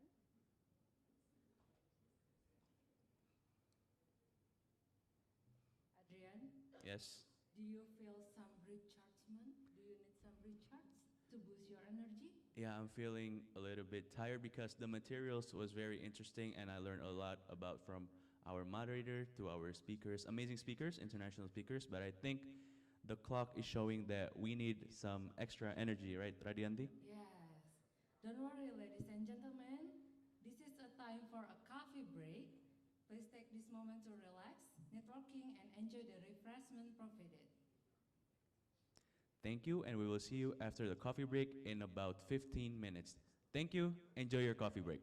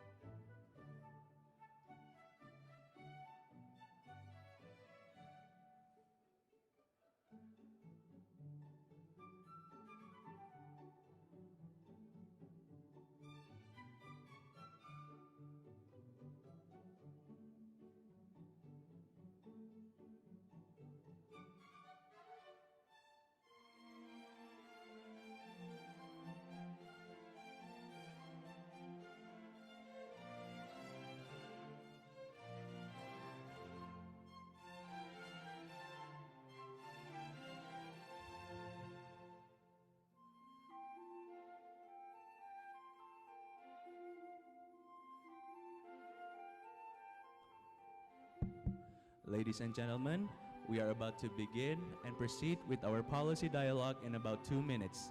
If you are still outside the ballroom, please bring your food, also your snacks, and your drinks to the room so we can proceed with today's agenda.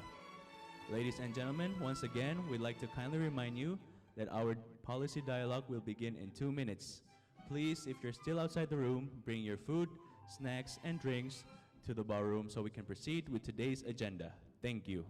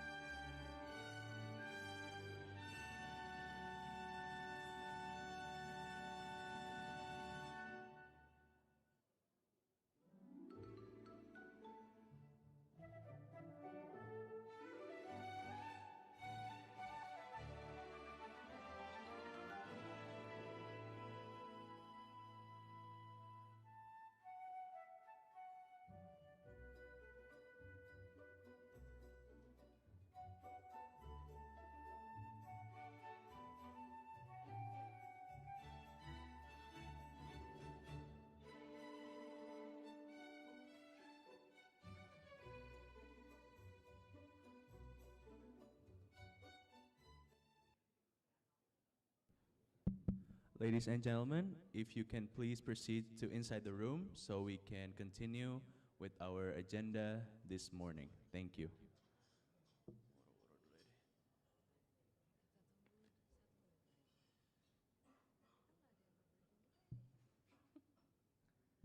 Ladies and gentlemen, if you're still outside the room, please proceed to the room so we can continue with today's agenda. We will wait for approximately 3 more minutes before we move on into our next session on this lovely morning. Thank you.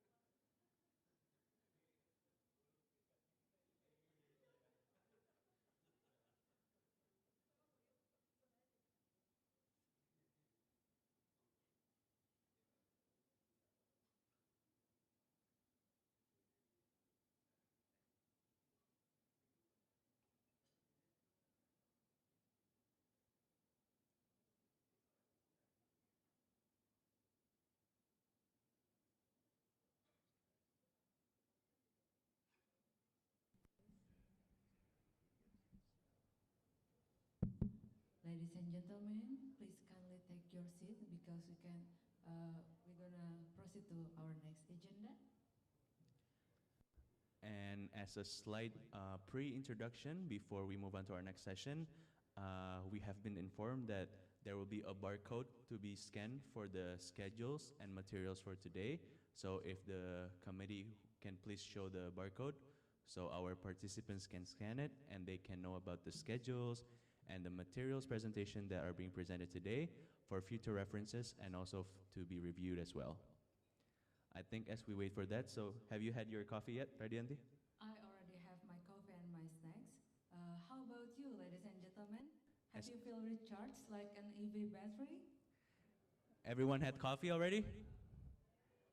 I can't hear you one more time. Has everyone had coffee already? Okay. Okay, so here we can see the barcode now. If you want to scan, I think we will show it for a few minutes. Yes, make it bigger, thank you. So that you can know the materials, the schedules for today.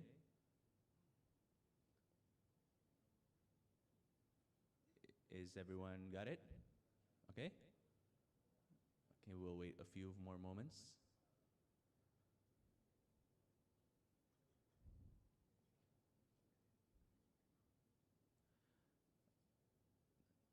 Okay, I think that's enough.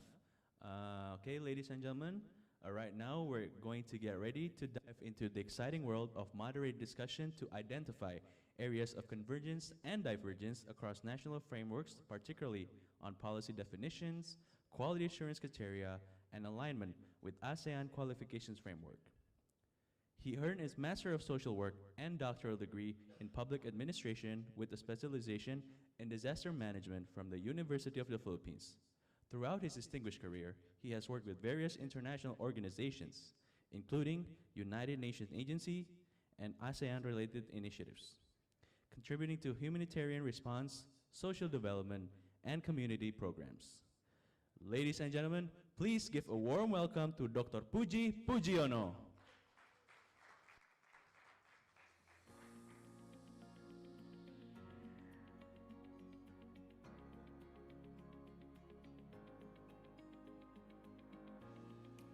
This one.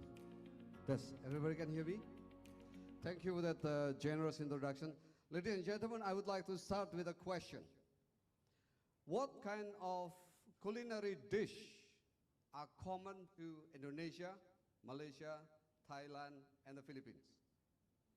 What kind of culinary dish common to them?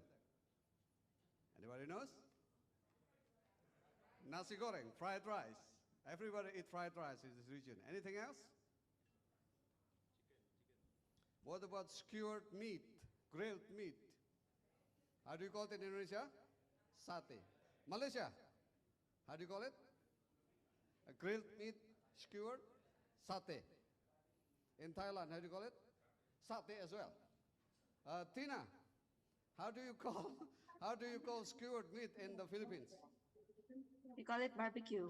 You call it barbecue. They're so westernized, cannot blame them. What about anyhow? Does it mean anything? Anyhow? All right. So typically in Thailand you have a satay mu or satay kai, which is beef or chicken. You have the same thing everywhere. So we have common dish, and yet we prepare it differently. Indonesia, you have a peanut sauce, and sometimes with a soy sauce. In the Philippines, you have the dip that is vinegar with sugar. In Thailand, you have it with chili, yeah, with a sauce. So we have satay throughout the 4 countries. You prepare it differently. You call it slightly differently. Think of micro-credential as satay. Yeah? Everybody presented, we have food like this, but we call it differently. We prepare it differently. The question now, we would like to pull a figure that we have that kind of dish that's called micro-credential. And John Arnold said harmonization doesn't mean forcing similarity. It is acknowledging the differences and pull the lowest denomination that we can live with. That's one. That's what we try to achieve. Second one, It seems like, well, I assume everybody likes satay. And in this room and the next 3 days, the different SEAMEO centers are here. SEAMOLEC is not the only one. There were so many abbreviations in the centers I cannot remember now. Okay? But could you confirm that many of you, if not all of you, are interested to have the satay? Is that right? Colleague from STEM? STEM? Ibu? Are you interested to have the satay with you, right? Now, and then who else? What other centers? Inotech. Infotech, Inotech. Do you confirm that you like to have the satay as well? There you go. So let's assume out of this quick vote, everybody want to have satay. And we acknowledge the differences, but we agree that satay is skewered meat and definitely barbecued. If they are boiled, they are not satay.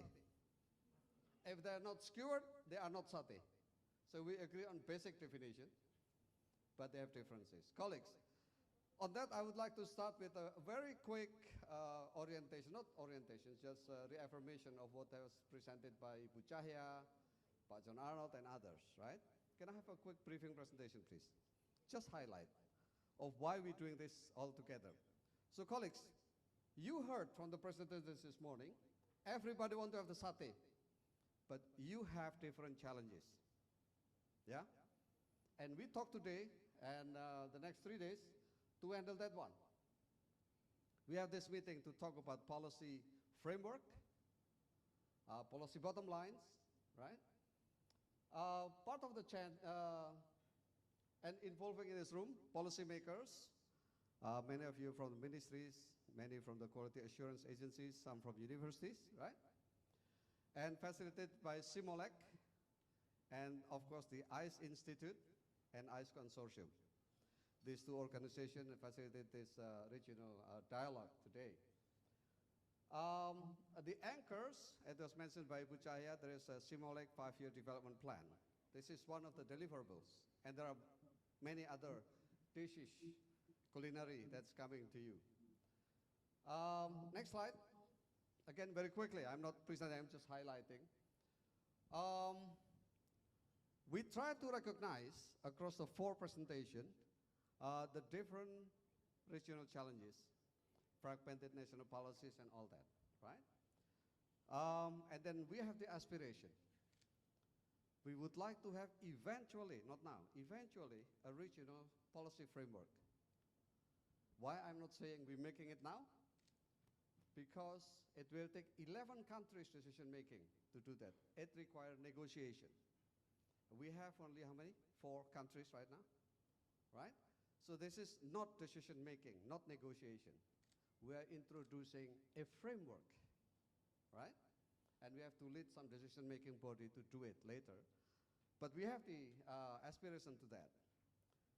Eventually, we would like to have micro-credentials to be applied across the board, one way or another, right? And we realize the diversity of the conversation. I think deliberately we take the higher education for a purpose, that you all do it.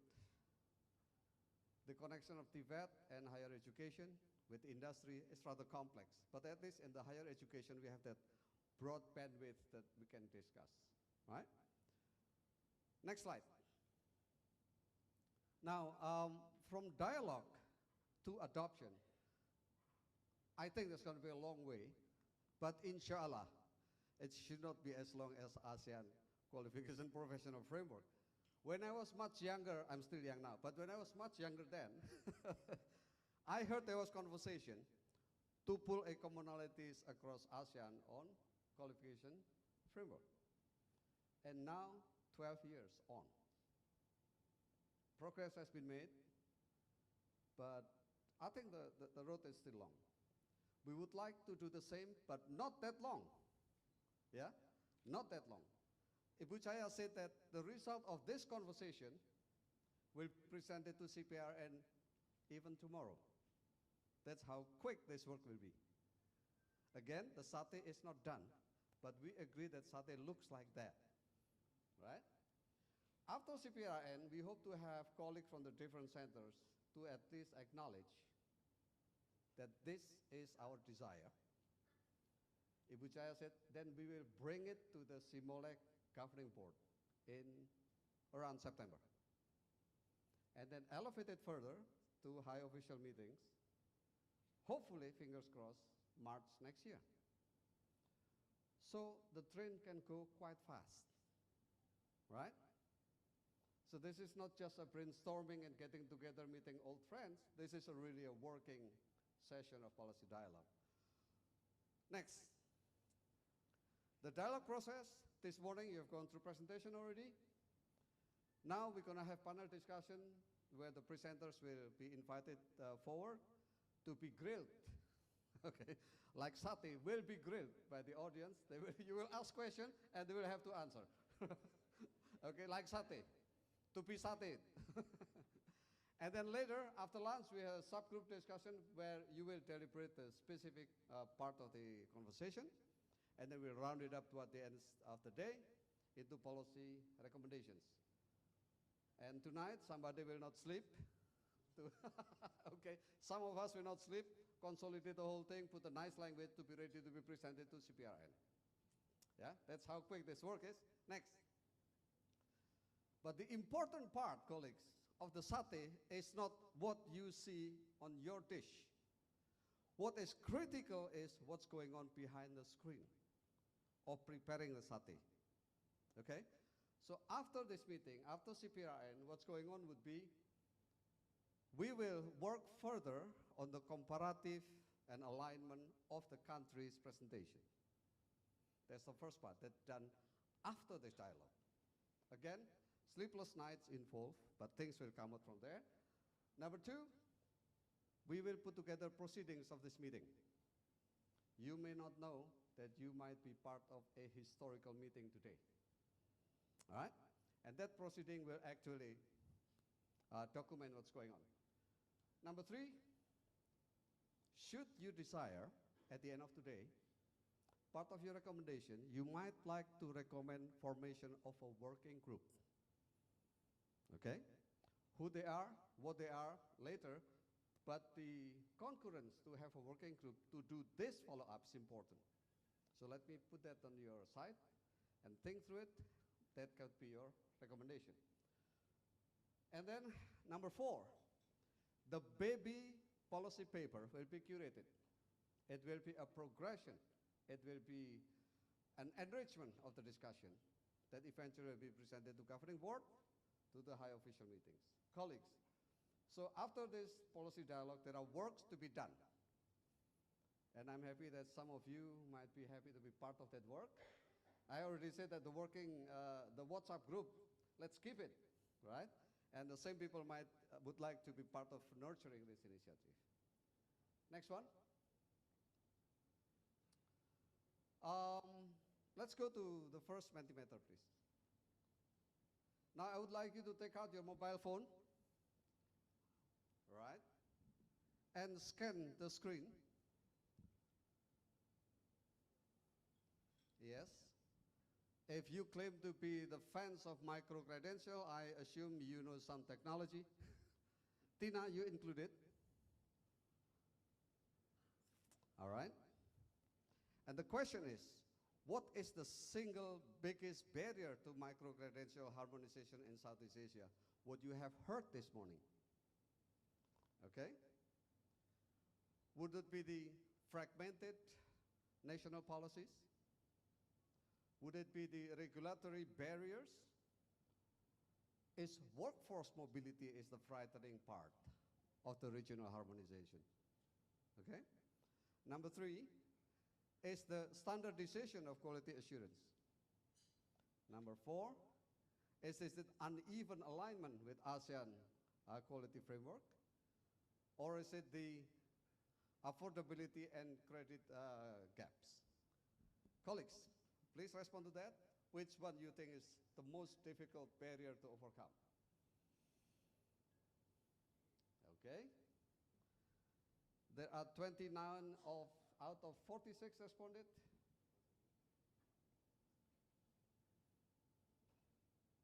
Let's see what you have to say about this. I don't want you to nurture superstition that micro-credentials too complex. I would like to break it down. Which part is frightening?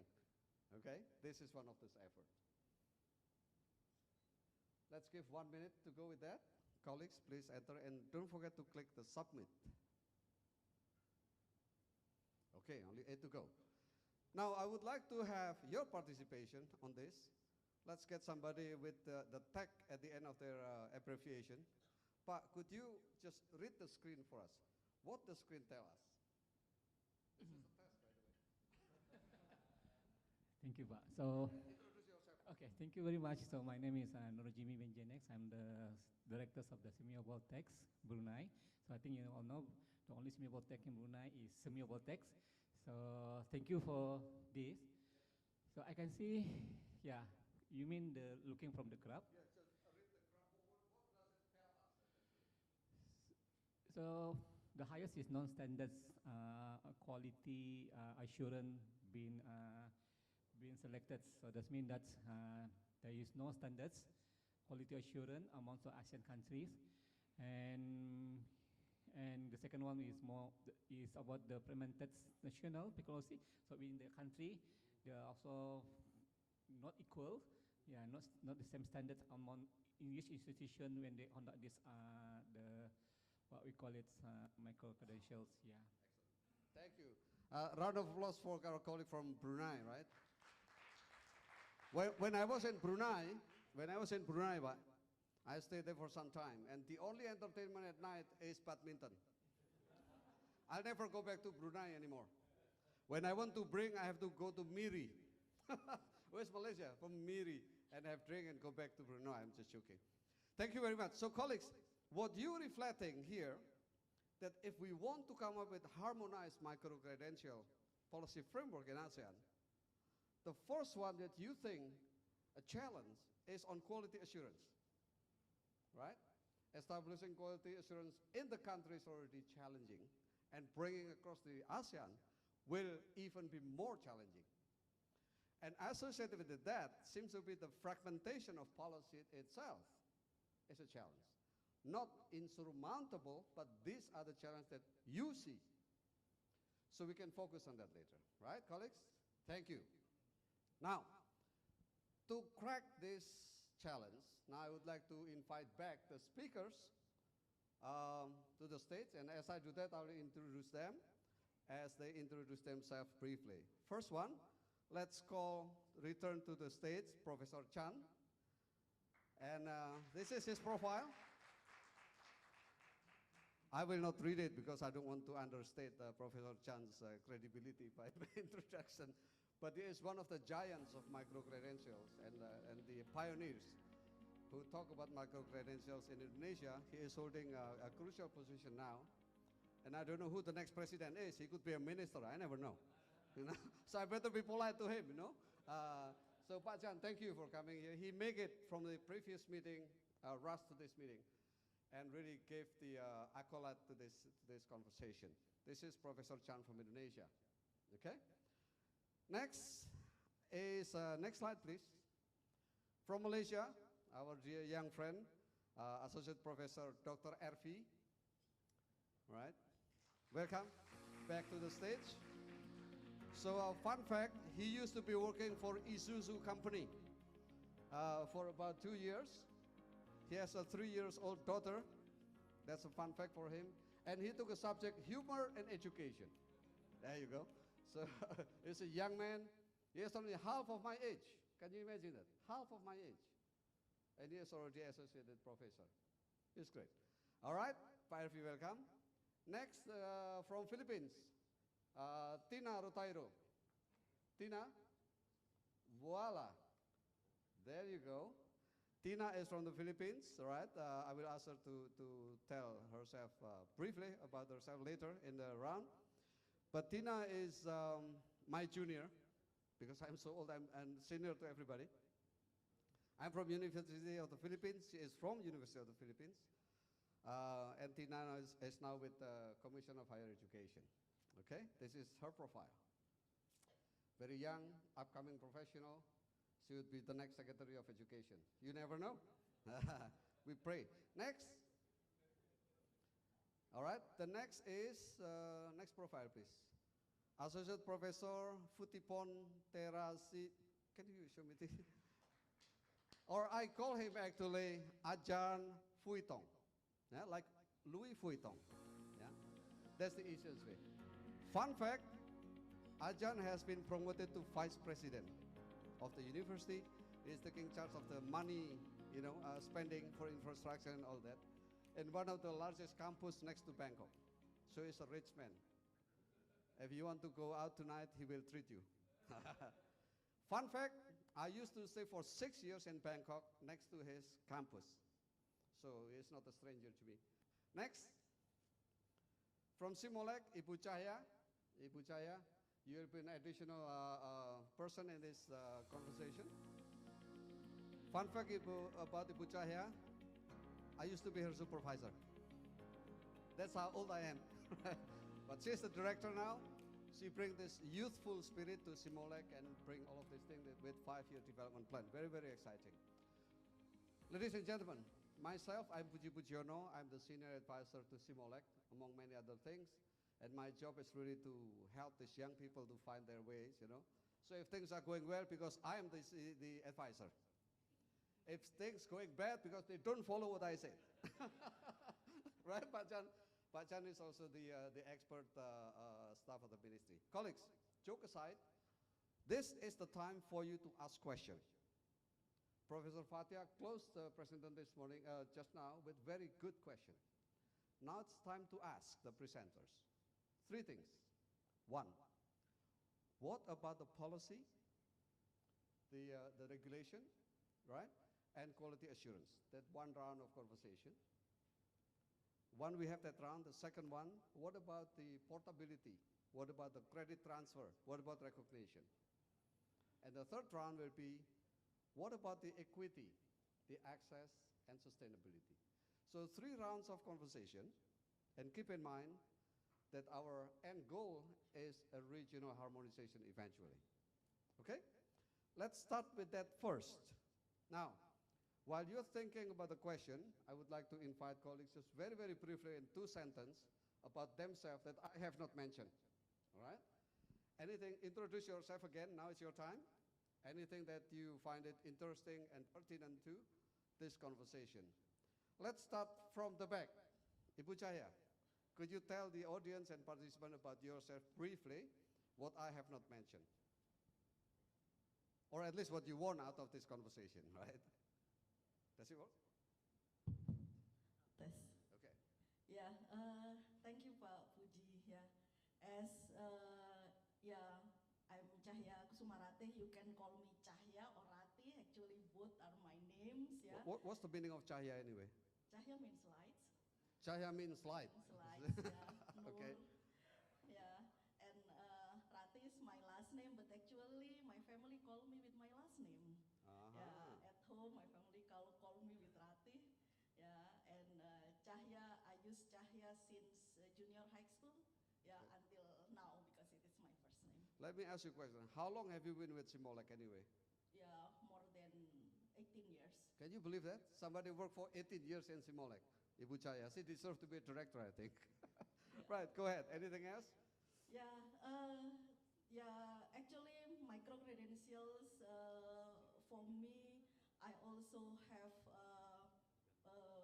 personal, attachment with these micro-credentials, yeah. Because as you see that I've graduated from the dual degree systems from Germans. Yeah, I learned how good they are in the dual systems, yeah, where the industry and academia is really link and match, yeah. That's the thing that I could not see until now in Indonesia.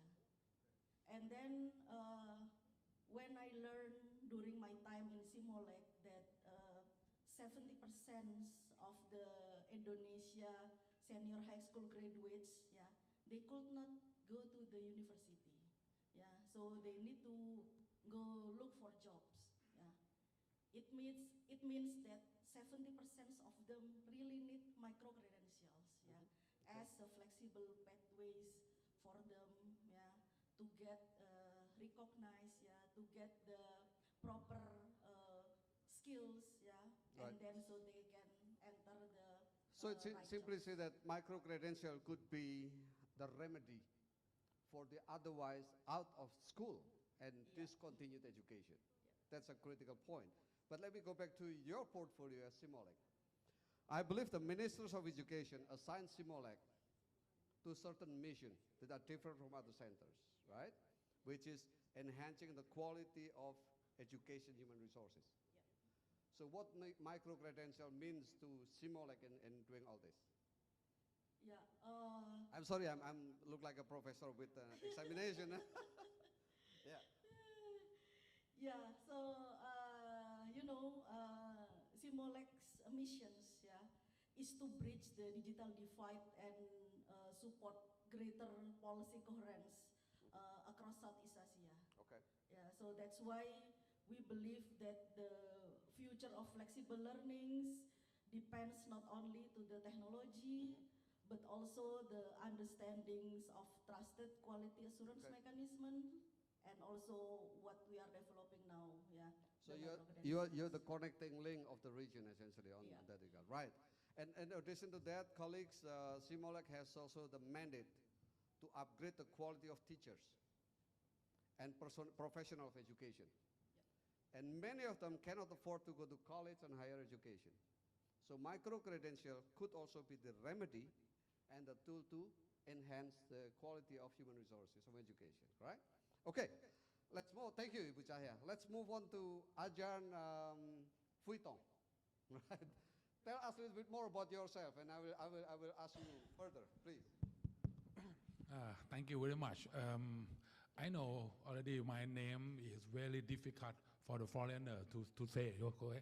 So when I introduce myself with friends, I always say they call me Vuitton because it's from the Louis Vuitton. Very easier. Especially my surname, the most difficult, Thala Tilaset, very difficult. So forget it. Because even I introduce to you, you will forget immediately. So just call me Vuitton, okay?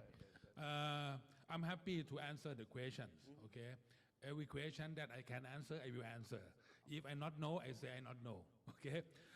By the way, I'm a vice president from the Sydney Colorado University, but today I'm put on another hat. I'm a representative of the Ministry of Higher Education. I'm the one of the committee for the lifelong learning in Thailand. So I will answer you in the big picture for the Thailand, okay? What we have done, what we will doing next, something like that. So it's not much about which campus to develop and construct, but more of what is the infrastructure. Big picture, yeah, national policy. Excellent. Right, Tina, over to you now. Could you tell us a little bit more about yourself and what's close to your heart? Okay, so I am Christina Ratairo. So for those who got my last name wrong, that's the story of my life. Even in the Philippines, they got my last name pronounced wrongly. So what is the story about your last name pronounced? A lot of people pronounce it incorrectly. But anyway, I am from the office of. We got disconnected. Try again. Hello? Yes. Go ahead. Yeah. Yes. So I am with the Office of Programs and Standards Development. Our office, specifically the Non-Conventional Higher Education Division. So our division focuses on non-conventional or non-traditional education, which includes micro-credentials, open distance and e-learning, ETF, that's a version of RPL, and then the ladderized education. So prior to joining the OPSD, which is more on program QA, I was part of another office which is concerned about institutional QA. Okay. All right, Tina, thank you very much. Now let's get to the youngest in the group right now. Professor Erfi, tell us a little bit more about yourself and what's close to your heart with regard to micro-credential. Slide. Yes, it works. Okay. My name is Erfi. Before this, I am a lecturer at University Tun Hussein on Malaysia.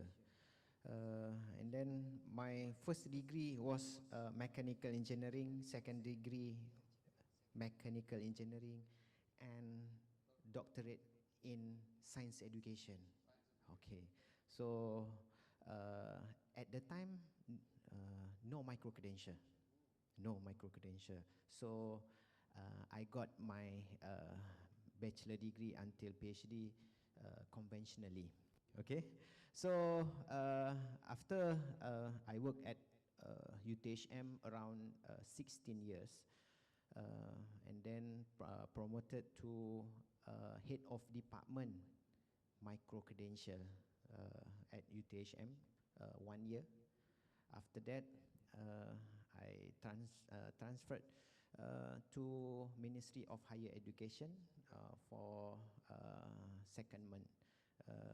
And then now currently I work as Senior Principal Assistant Director to do the process of academic program, which is all university in Malaysia submit the new program, degree program, master until PhD program. So I have the responsibility to look at the new program with artificial intelligence and digitalization. Okay, that's all. So here's a young man with a powerful position to approve all the proposal for education program and all that, right? And fusing all the need of the society, the drive of the government, the agenda of development into one, right? Pak Arfi, thank you very much. Professor Chan, now you have the last word of this introductory rounds, okay? Tell us a little bit more about yourself, and then, let's see, yes. Yes, and then dispense some of your wisdom for us to move forward to reach this regional harmonization. It's a big task, but Professor Chan, please take your time. Well, thank you. That's the advantage of being the eldest, right? I'm not senior, but the eldest in the room. Okay, I was the president of ACAN, you know, the Asian Quality Assurance Network, 2017 until 2020. You know, this network connected major quality assurance agencies for higher education in ASEAN countries, you know. So we have ACAF, the framework. The framework, yes. Yeah, Asian Quality Assurance Framework. And at least now, I think 6 or 7 major agencies in 7 countries in member of ASEAN already aligned, right? Already reviewed against the framework. So I think related to our Mentai quick survey just now, the challenge about the quality assurance, indeed, it's a big issue, you know. Yeah. But I think come back to the micro-credential things. It is not really discussed. I don't know now, but during my term, about widening the ACAF for the micro-credential, expanding that. We have done it for TVET, you know. Originally, ACAF for higher education, but we expanded to TVET successfully. I think 2018 or 19, we already amended the ACAF, which include also TVET. One thing I would like to share with you also, in one of our meeting or conference, we invited Jamil Salmi, you know him very well, right? And he was talking about just-in-time education, which is, at that time, we were quite struck. How come people have that kind of paradigm for developing their education later. But now with micro-credential, I think it's very true.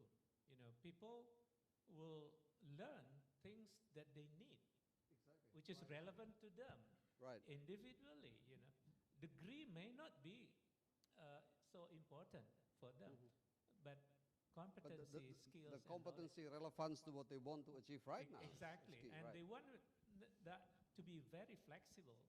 They will come to the institution or whatever provider when they feel they need to have that. And they can get out anytime and then too. get out anytime and come back, re-entrant. So I think that will be the potential, you know, for micro-credential program. And this is exactly the just-in-time education is all about.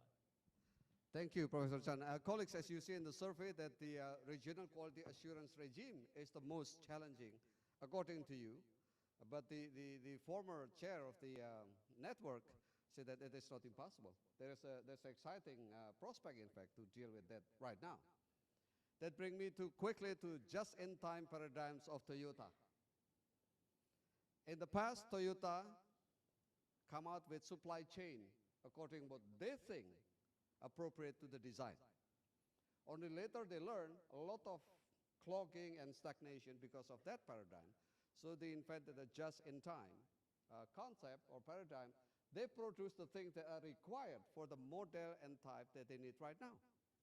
That way, they clear up the backlog and move forward with the concept. So it's really exciting. Colleagues, you have thought about your questions, right? Remember, the worst part of dialogue is when you don't ask questions, right? Then I have to keep talking. So I'll give you 2 more minutes to think about your question. Each of the table, I'll ask you to ask one question. And while you're thinking, let me acknowledge the presence of Ibu Pauline. Ibu Pauline, would you stand up, please? This lady here, I was told that Ibu Pauline started the whole mess, all right? The whole confusion started from her with her grand vision of the open and distant learning and all that, and now where we are, thanks to her vision and leadership.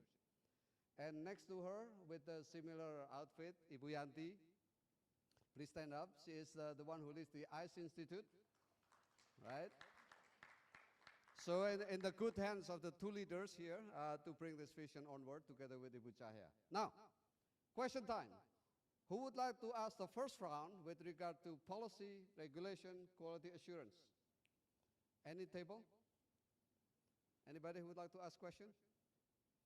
Anyone? Ibu Pauline, this will be you will be in trouble when you're asking question. Ibu, please. Thank you.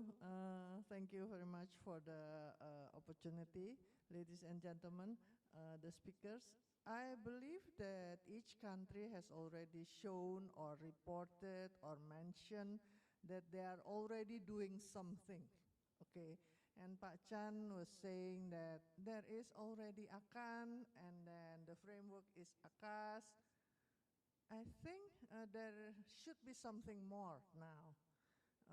I would like to request SEAMEO under the leadership of Ibu Cahya and also SEAMEO family. I think we need to do something that is to bring all the ASEAN countries together into one umbrella.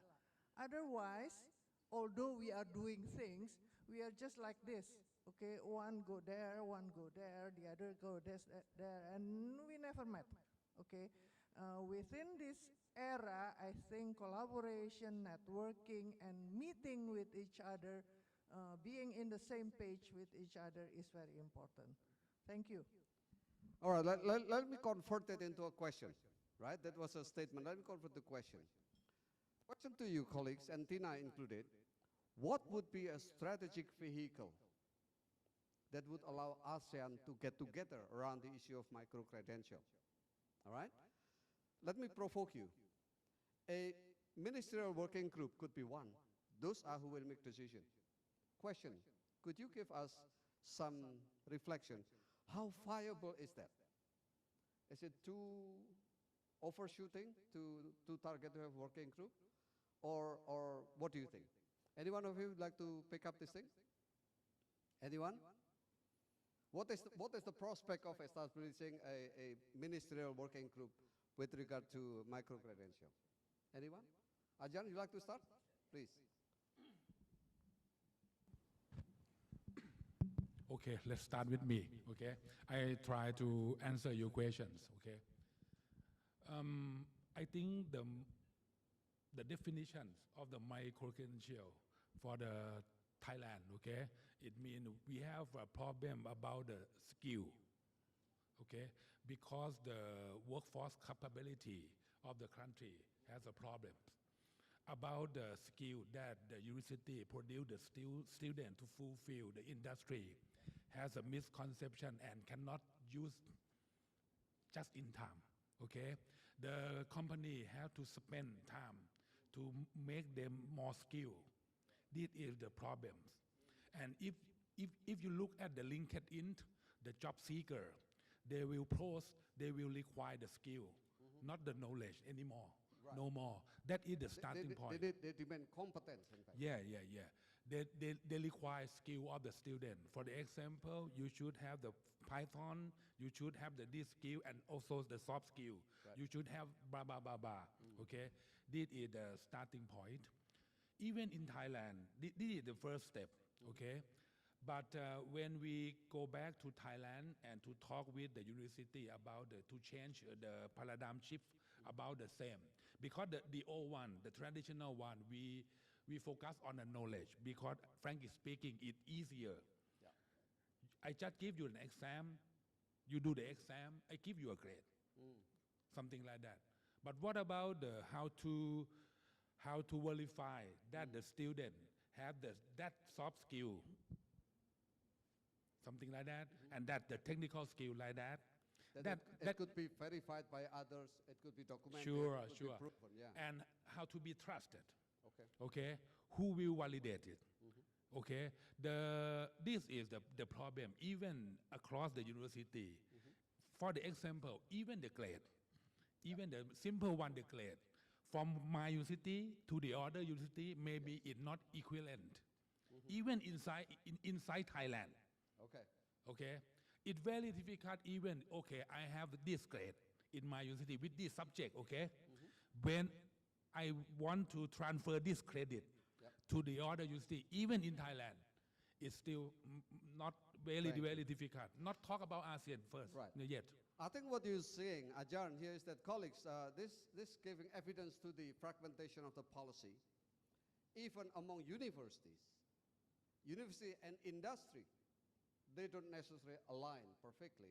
That's an issue, leave alone between countries, right? So that's the evidence of the fragmentation. Let me move forward now. Pak Chan, you pick up the microphone already. Now that's an indication. What is the, as you recall, colleagues, the conversation between ministry, not just Ministry of Education. Within education, you have higher education, you have the basic and what's the primary and secondary education, right? That alone will already have fragmentation. And then you have Ministry of Labor on the other hand, and so on. So, Pak Chan, what's the thought around it? Ibu Polen is asking, how can we unify ASEAN? And I was offering at the ministerial level, somebody need to talk on periodical basis. Pak Chan, your wisdom on that. Well, my response perhaps is not directly toward how to unify and also bring together, the policymakers. But I think from what I've seen in Indonesia, because I'm working at the Ministry of Higher Education, the awareness and also the needs, to promote this kind of new approach for uplifting the skills is already within their mind, This very morning, I talked to the Secretary General of Higher Education. We talk about this micro-credential. And we want to promote that, seriously within our program. And also, the discussion with the minister himself, he already also foreseeing, the opportunities provided because of the technology. we talk about digitally verifiable badges, for example, through the blockchain. I think Malaysia already also established those kind of things. So micro-credential can easily be fit in within that. Now, of course, other ministries, at least Minister of Labor's or Workforce, is also very keen, to promote that. Remember, quite a while ago, we have the program Prakerja, right? Yes. Well, even though the name is, is no longer there, I think the concept and paradigm is still relevant for us, because we need to address those unemployed and also, before employment program. So what I get from you, Professor Chan, is that there is an interest, there is an agenda, there is even willingness among the ministries to coalesce around the issue of micro-credentials. Now the question for all of us is, how can we create and maintain such a momentum from this kind of dialogue, right? Policy paper, provocative enough, visionary enough that it allow these ministries to sit around the table on periodical basis and generate something, right? Tina, can I ask you to highlight for us, how do you actually work between TESDA and CHAT, and you said in the form of a national commission or something. Could you highlight how that coordination happened in the Philippines, please?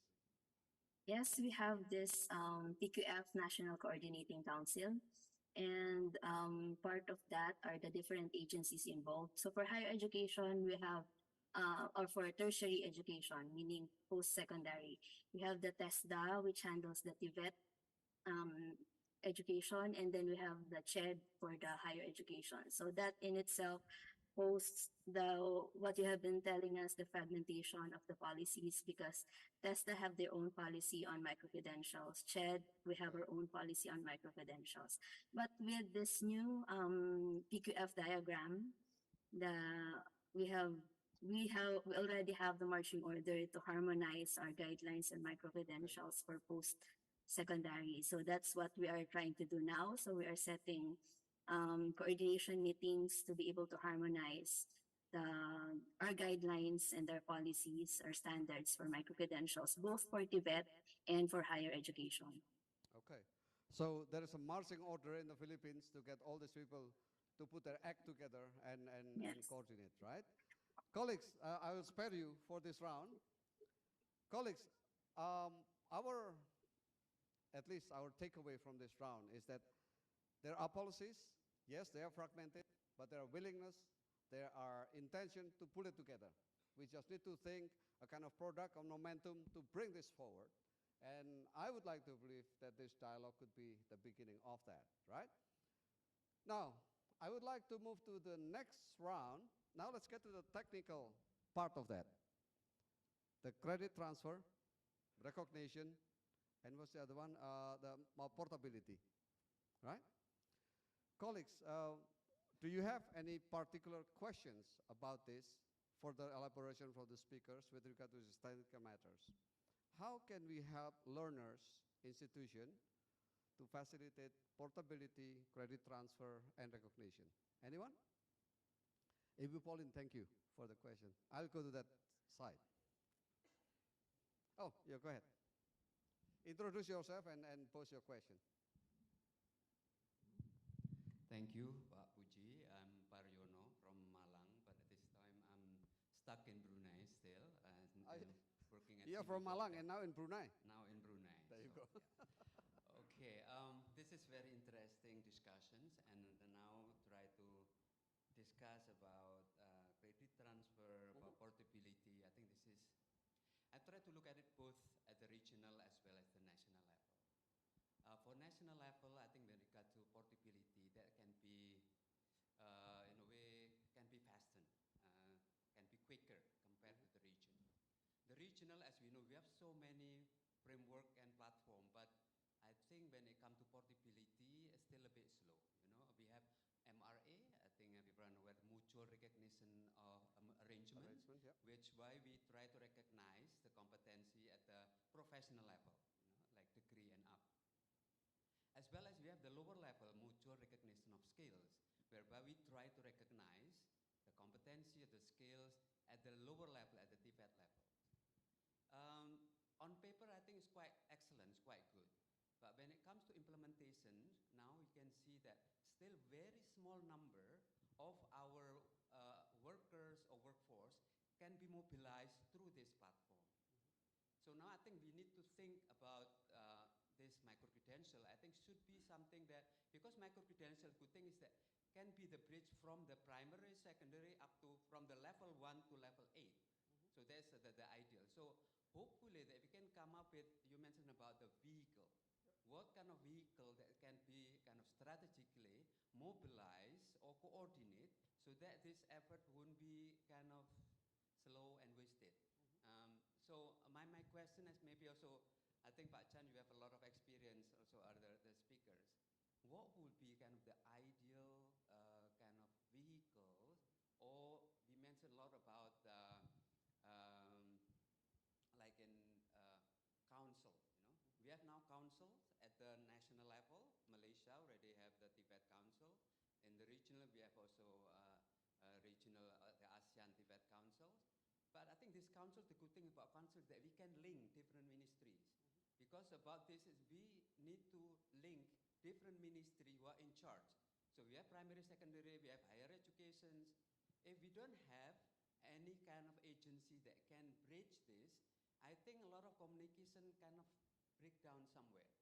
So again, I think this is good opportunity for us to really think big and strategic, so that at the end we can create this kind of or propose a vehicles that can address all of those issues. That's just my general comments. Of course. So let me give it back to you. Thank you, Pak. Thank you, Pak.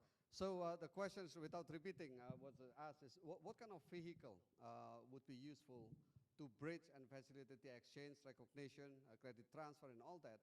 And we heard from Ajahn Fuitong about the credit banks and the certificate and all that, which is quite a tight paradigm there. But let's get to Pak Ervi. Pak Ervi, how does Malaysia deal with that, with this credit transfer, recognition, and all that? Could you just highlight for us, please? Just, you know, Okay. your experience. Thank you, Pak Paryono. Okay. So actually, we can develop the policy, the regulation, the framework. It's not easy to implement the micro-credential itself. In Malaysia, we have the good practice to develop the micro-credential, but certain university still use a traditional method, traditional approach to deliver the content. But currently, research university like UKM, UPM, UTM, USM, they go further, which is they have many foreign students. So micro-credential started with the big university first. Okay, so in Malaysia, we have a barrier, which is the facilities. Okay, when we talk about micro-credential, please bear in mind the digitalization is important. Okay, so you need to improve the internet, the ICT infra, and then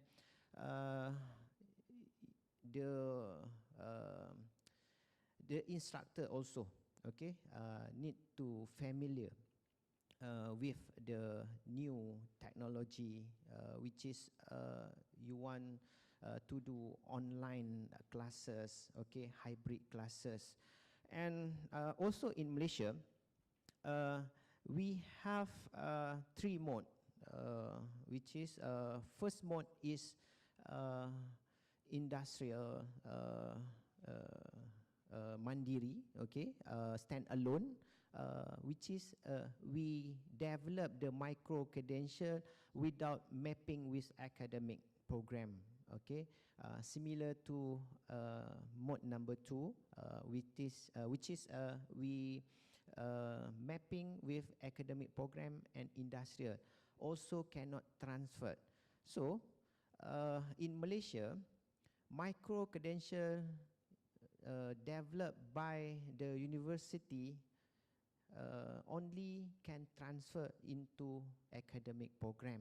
Okay, so that goes among the academic institution, the yes, five that you mentioned. among the academic program. This is the big issue also, because the industrial cannot, micro-credential from industrial cannot be transferred to the academic program.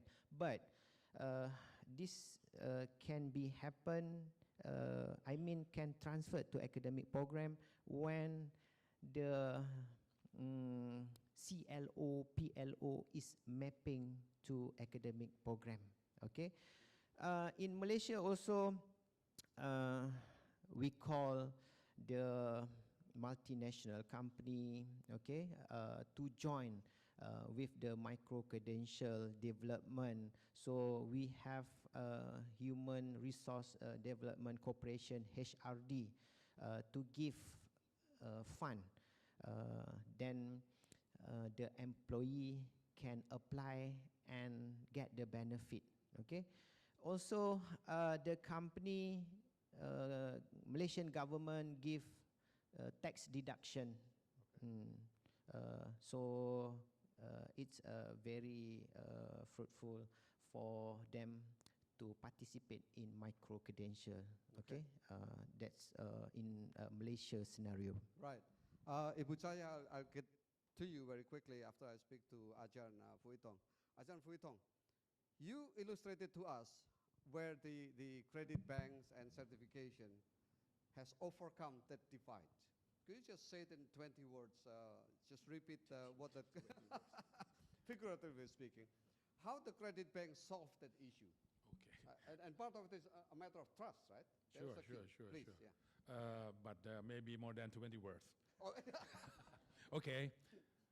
The idea is this. Yeah. Every micro-credential is just a subset of the credit bank, okay? Just change paradigm to skill. This first. All the credit have to be accumulated and not expire. Each university in Thailand have to have this infrastructure, a digital infrastructure. And each learner has the wallet. Sure. This is the credential wallet, okay? Everything that I just talk is a money issue, okay? Put the money issue beside. Let's get dream, okay? If you dream this, every university have their university credit bank, 1, 2, 3, 4 in Thailand first. That's why we need a host. A host is the Ministry of Higher Education, like a host to have the National Credit Bank. That each university credit bank have to send the data, okay, to the host. That the student, all age, can apply to this one and have their own credit achievement, something like that, and easily to transfer. Because we already talk, because we have a host, okay, to organize, to talk, let them talk, okay, to normalize the data, something like that, okay. This idea, I think, should be work if applied to the ASEAN as well. Okay. You have the your national credit bank, dependent on the Ministry of Higher Education. The house problem, you take it, okay? And then when you talk about host to host. Right. It will be simple, more simpler. Okay. Something like that, okay? I did this. Thank you, Ajahn. So the assumption, if we can establish a credit bank at the national level, again, going back to marching order from the ministry to all the universities to abide to that rules that give the chance for learners to accumulate credit in their wallets, and then in the ideal world, the banks will be interconnected between countries, then you have regional bank. Now that's not easy, but that's why you call it a dream, okay? Otherwise you call it a plan. The question is how to convert that into this. Now, Ibu Chaya, now I'm getting back to you. When we speak about the Southeast Asia region, part of it is a big challenge will be trust, right? So as a regional institution, how would SEAMOLEC overcome or address the issue of the trust deficit on the micro-credential schemes, say for teachers, for example, what would SEAMOLEC render or extend to help the trust issue? Over to you, Ibu Cahaya. Yeah, thank you, Pak Puji. Yeah.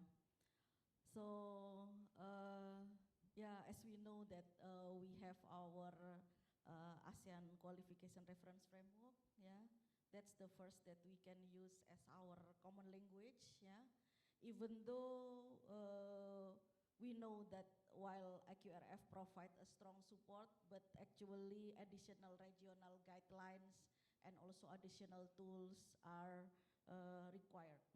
Yeah, so we may need to work hand in hand to provide that. Yeah.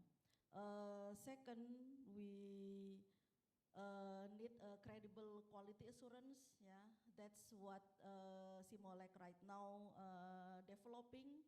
Yeah. We want to have our regional ODL quality seal, yeah, together with all of you. Yeah. The third is we know that trust requires evidence of impact, so we will need our monitoring, evaluations, and learnings. Yeah. That we can focus not only output, yeah, but also outcome. It means that how micro-credential can contribute to employability, yeah, not only not only to the graduates or course completions, yeah, but to employability. Right. Out of that explanation, my mind get attracted to this. How do you call it? SEAMOLEC seal. Because SEAMOLEC seal to me is almost attaching some sort of recognition, right? I don't have any seal with me, but you know, something that you attach to a credential and state that this product has gone through certain qualification or certain kind of quality. How will it actually work in SEAMOLEC's idea, this SEAMOLEC seal? If you just explain a bit more. How do you plan to do it anyway? Yeah, we plan to promote the standards. Yeah. So SEAMOLEC will develop a standard first and foremost, Yeah. okay? And then? Yeah, and also the guideline, how it will be the quality of the learning resources. Mm-hmm. Yeah, it will be the lesson learned also from each of you. So we will learn together. Yeah, so it will be our joint products and programs. Let me push it further. I am head of the education office in Battambang in Cambodia. Anybody from Cambodia? No. So I can pretend to be Cambodian. Ibu saya, I am the head of local education office in Battambang province of Cambodia. Okay? I've gone through training by Cambodian institution. Yes? And I want to be reassured that I have to qualification at the level that is recognizable everywhere. How would SEAMOLEC help me to acquire that kind of certification or qualification through that seal? Could you walk us through the imagination? Yeah, so we will work together. Yeah, I mean we can assist you how to provide the learning quality materials, and also. Let me cut you short. Battambang and Pondok Cabe is really far away. Yeah, it's you know Battambang, it's so far away. No, I'm just kidding. But it is far away. How will you reach me out? Yeah. This is the distance education you're talking, the open education, yeah, accessible to me? Of course, okay. of course, yeah. Mm-hmm. So that's why we will need to work step by step on that, yeah. Mm-hmm. First is of course about the awareness and the importance of the micro-credentials itself, yeah. Mm-hmm. After that, we really need to put together our efforts, yeah, how to prepare the digital learning materials, yeah, mm-hmm. and also what infrastructures that we will use, yeah. So okay. We can together design the micro-credentials and also prepare the instructors of the micro-credentials itself. Okay. I'm a very persistent moderator. As you notice, if I replace the location now, no more in Battambang, but I am in Ende. Ende is part of Indonesia, in the eastern part, right? Which is also far away from anywhere. And then I will be joining, for God permission, inshallah, I'll be joining the ICE Institute courses, all right? How can I acquire the so-called SEAMOLEC quality seal by joining the courses offered by ICE Institute? How will that connect? Could you just walk us through the imagination? Yes, of course, because we have a standard for everything in ICE Institute should be follow our quality assurance. Okay. So anybody who put the courses in our platform. So Mr. Muhammad from Ende could join the course of the ICE Institute to improve my teaching method. Yep. I'll get the graduation, right? The certificate, yeah. Right. And provided that that quality that ICE Institute is pushing is acknowledged by, aligned with the quality that SEAMOLEC put in place, I can assume that my qualification is now, I will receive the seal from SEAMOLEC. Yep. That makes Should be sense. like that. So in theory, Pak Chan, I can now teach in Singapore, am I right? From Ende, because of the quality seal, I can now teach in Singapore, right? That's right, by the virtue of the standard. Colleagues, I'm just walking you through the imagination to make the concept really almost live and the challenges involved, okay? So that we don't talk about the rough idea. Now, Pak Chan, could you help us connect the dot? How a person who need to have that competence improved, going through the online courses, acquire the credential, and get the seal to become an ASEAN level, credential? Okay. Luckily, we have two frameworks in ASEAN. The first one already mentioned, ACAF. The second one is AQRF, Asian Qualification Referencing Framework. Okay. Now, I believe at least 4 countries already doing, the process of referencing: Indonesia, Malaysia, the Philippines, and Thailand. Okay. Now, the next issue, of course, all Asian member states should be encouraged, to use this framework to align or reference their qualification framework within Asian member state. Next, every, credential, micro-credential should be mapped to that framework, right? To that qualification framework. At what level, for example, if you are offering kind of teacher training, short course, or whatever content, game development, you have to specify, for example, is it level 3 or level 6 or level 8? Right. Because later on, the clearinghouse within this region can identify, okay, this level can be recognized in what level in Thailand. Right. Right.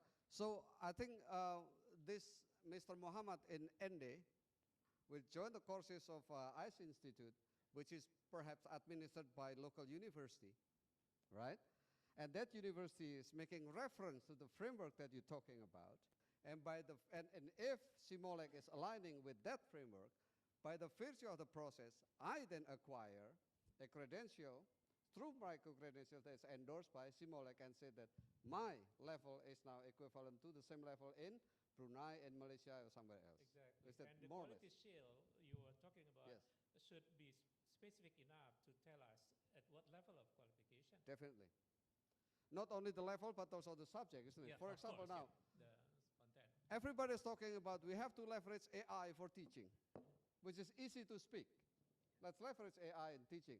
But if I'm in a small province somewhere, it's got to be certain level of standard to be introduced to that, right? To be able to say, now I acquire the skill and competence to use AI for my teaching. That will be the the seal and competence. Ibu Pauline, please enlighten us. Pak Puji and Pak Chan. I believe the practice that Pak Chan was mentioning and you are imagining is actually being carried out by many institutions now. Right now, yes. To what I know, Pak Chan, the one coming to Indonesia, like for example Monash University, Lancaster University, Deakin University, Western Sydney University, they are all employing faculty members coming from everywhere based on the credentials. So when we said, because I need to go through their files, Pak Chan, so I know that their faculty members is not coming from UK, for example, but it's coming either from Egypt, from Nigeria, from everywhere. There are some from UK, like 2 or 3 person, but the rest, they are coming from everywhere. Right. With what? With that kind of credential. Exactly. So you are saying that Muhammad in Ende, one day will be professors in Harvard? Yes. Exactly. This is possible. Right. So now we just need to replace the variable of Monash and Harvard with SEAMOLEC. Yeah, and you could use exactly the same logic. Anybody who is enrolling on the micro-credential related courses with SEAMOLEC seal in it, then it means that the quality is assured it will be at a certain level. Colleagues, I hope it's not too complex. I'm trying to make it real, but it sounds very complex, right? Good. Any other question with regard to credit transfer, recognition? No? The silence means everybody understand, everybody don't care anymore? I'm looking at my clock. Now it's almost 12. Colleagues, do we lose Tina? Is Tina still online? Still. But the picture doesn't come out here. Somebody could fix the television, please, as we speak. Colleagues, I would like to show you very quickly, before I get to the third round, could you give me a full screen of that, please? What you see on the screen, colleagues, the Secretariat has generated from your presentations and other sources, right, the elements that we identify in the framework, which is the policy, quality assurance, the law, and all that, right? So the first part is definition and terminology. As you see, each country uses slightly different terminologies, right? But then on the right side here, we try to draw what is the lowest denomination of commonalities without forcing it, right? So you see, the first table is definition and terminology. I think without belaboring on the detail, we already have some potential things that we can cook together to become a satay. Second frame, please. The second one is the legislative and policy framework. Each country has different legal instruments to establish, to protect, to promote micro-credentials. Again, the same logic applies. When we see across 4 countries, we have potential commonalities on the right side, okay? And you can go down, what are the secondary legislation that you have in your country, what are the national qualification framework, and all that. So this is the second frame. Again, potential satay of the region. It's not yet material, but it's potential. Third frame. The regulatory environment, this has something to do with who is the lead regulatory authority, what is its co-regulating agencies and all that. This is the third frame. Yes? Number 4. Next. Now the quality assurance mechanisms, right? Again, the same thing. It's very complex, and I don't intend to have you reading it on the screen now, just to illustrate to you that we discern some of this potential. And 1.5, do we still have one? And then we try to summarize somehow, just to indicate what are the highest challenges that we face in the region after we're looking at these different countries. So I just want to give you the impression that we do our homework to complement the conversation, that later we will incorporate into this as the proceeding of the policy dialogue. And hopefully this afternoon we'll have policy recommendation. Now, let's close the screen. Let's go to the third round. The third round that Ibu Fatia was asking this morning, what about equity? What about access? What about regulatory sustainability? Meanings. Isn't it true that the part of the original idea of micro-credentials is to give everyone the chance and opportunities to learn, to gain competency and be recognized? Question, how has your country assured this in your policy, in your mechanisms, and other arrangements, right? So that's the key for the third rounds. Now, as I did before, that table, hello. You haven't spoken for the whole day, so I'll come to your table now. I would like you to reflect on us. My question was, how the countries assure the access, the equity, the opportunity for everybody to learn through micro-credential. Anybody would like to have some comments? I'm putting you on the spot now. You can if you like, please. I'm sorry by forcing. If you have any question, you can put it there. Okay, thank you. About this micro-credential, I talked to Pak Hendro from BINUS, which is one of the member of consortium of ICE. There you and, go. Yeah, and I'm representing the university, which is still learning about this. Which university, by the way? Universitas Ahmad Dahlan. Oh, she is from Universitas Ahmad Dahlan. Yeah, Yogyakarta. Oh, okay. Yeah. All right. So, so we are learning about how this policy should we start from our nation first. We develop the framework, the policy, and then we go together with the Asian standard, or we create the standard in Asian first, then we develop in our own country. So where should we start? Let me go for the question. Colleagues, speakers, question from Yogyakarta. Should we start from the national framework first and then go down to universities? Or should we experiment at university and bring it up to the national level, right? So keep it in mind, that's the question. Since you have been pointed by her that you have to say something. This is how do you call the snowball, research methodology. We come to the next respondent now. What do you have to say about it? I was asking like this, how is your university make sure that everyone have the chance to learn, including through micro-credential? Over to you, Pak. Okay, thank you, Pak Puji. So in my opinions, that to make sure that everyone have this lifelong learnings, the university have to create their own policy to can absorb or can recognize the micro-credential that the learner took from outside to be recognized in the university. And the university can also create the independence of a unit specific to build the micro-credential and offer to whether to their students or for the publics. Okay. Thank you. I think when I speak about equity, it seems as if this is an extra undertaking of the university, you know? The word equity sometimes is equated to give away. Do you believe that the business on micro-credential is much larger than physical education? So the word equity is quite tricky, but thank you for that. First question from Ahmad Dahlan, should we go from the top or should we go from the bottom? And number two, what will be the policy at university level? I would like to extend the conversation a bit further before I get to you. Ibu Fatia. Now I'm getting everybody to speak. You are just about to speak.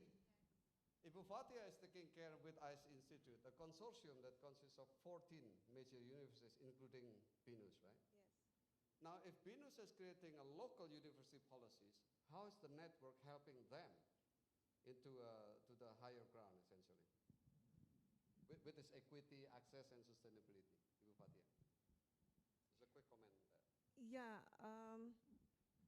I think we need to make a pilot project for that restriction or the platform, or I mean, the idea about how to recognize the micro-credential, even for the regional policy. If we can see or hear today, we have many or a lot of ideas, but sometimes in our heart or in our mind, we still have a restriction to do the implementation. But that I want to share is maybe we can pilot project about the regional policy, even just one field. Sure. But we make to sure it happens, so that will be happen with the other university. So one of the way of network dealing with that is instead of coming out with the overall and big wholesale program, you prefer to have a little bit of pilot project in one even sub-project, sub-element of subject, but across all the universities in the network. That brings me back to Pak Ervi was talking. In Malaysia, 5 top universities have spent it together. Now you see 14 in here, right? I think in different countries it will be similar to that. Let me bring it back to the panels now. Colleagues, if you'd like to comment, the question, should we start with university level exercise, or should we work at the national level, or how should it work actually? This is not an exclusive choice, but question, how will one leverage the others? Anybody would like to comment on that? Tina, are you still there? Do you like to comment on that? On the question, should we start at the local level, or should we go at the national, or work both in a complementary way? Over to you, Tina. I think it's also a good idea to start from the university level because, as I mentioned earlier, one of the challenges of the implementation of micro-credentials is institutional readiness. So we should be able to see first if the institutions are ready before we provide them the policies on what they are going to do with their implementation. Okay. So what I get here is, first of all, we need to have some sort of guidance with regard to institutional readiness of the universities to have an uptick and buy-in on micro-credential, that at the university level. Colleagues on the table, anything else that universities should prepare, a network or a national, with regard to this equity and making sure everybody have the chance? Anybody, you'd like to speak first from Malaysia? Okay, thanks Pak Puji. In Malaysia, we have a different, quite different from ASEAN view. Actually, we have a different thought on micro-credential, which is we have industrial micro-credential standalone mode 1, and this is recognized by professional bodies, okay? And then for the academic micro-credential module, we mapping with CLO and PLO. So the student will transfer the credit using that micro-credential statement. So if we want to harmonize the micro-credential to all the Asian countries, maybe we can sit together, because we have the framework, which is we mapping the framework into 4 countries according to the qualification from certification until the doctorate education. For my point of view is we just recognize mutual understanding or mapping the program academic only, then the micro-credential is fall into the academic program, so automatically it will recognize by the for example, Malaysian Qualification Agency according to the framework. But for the industrial who develop the micro-credential is a different thing for the recognition. Let me capture very quickly. Colleagues, what we hear from Malaysia, the industry, right? I'm talking about the industry as a separate world. They have their own requirements. They set their own standard for the type of competence, the level that they want, that meeting their requirements. And then you have the academic, I'm drawing a dichotomy as if it's real, but just for the sake of argument, the academic have their own requirements set for their own goals. In the country, it is possible to make that connection somehow. That happened in Malaysia, that happened with PNSP in Indonesia, it happened in Thailand, everywhere. In the country, there is possible to do that. Somehow when you elevate it at the regional level, it breaks apart, right? So what you're saying, as far as academic world is concerned, there is a larger possibility to draw a broad band of commonalities.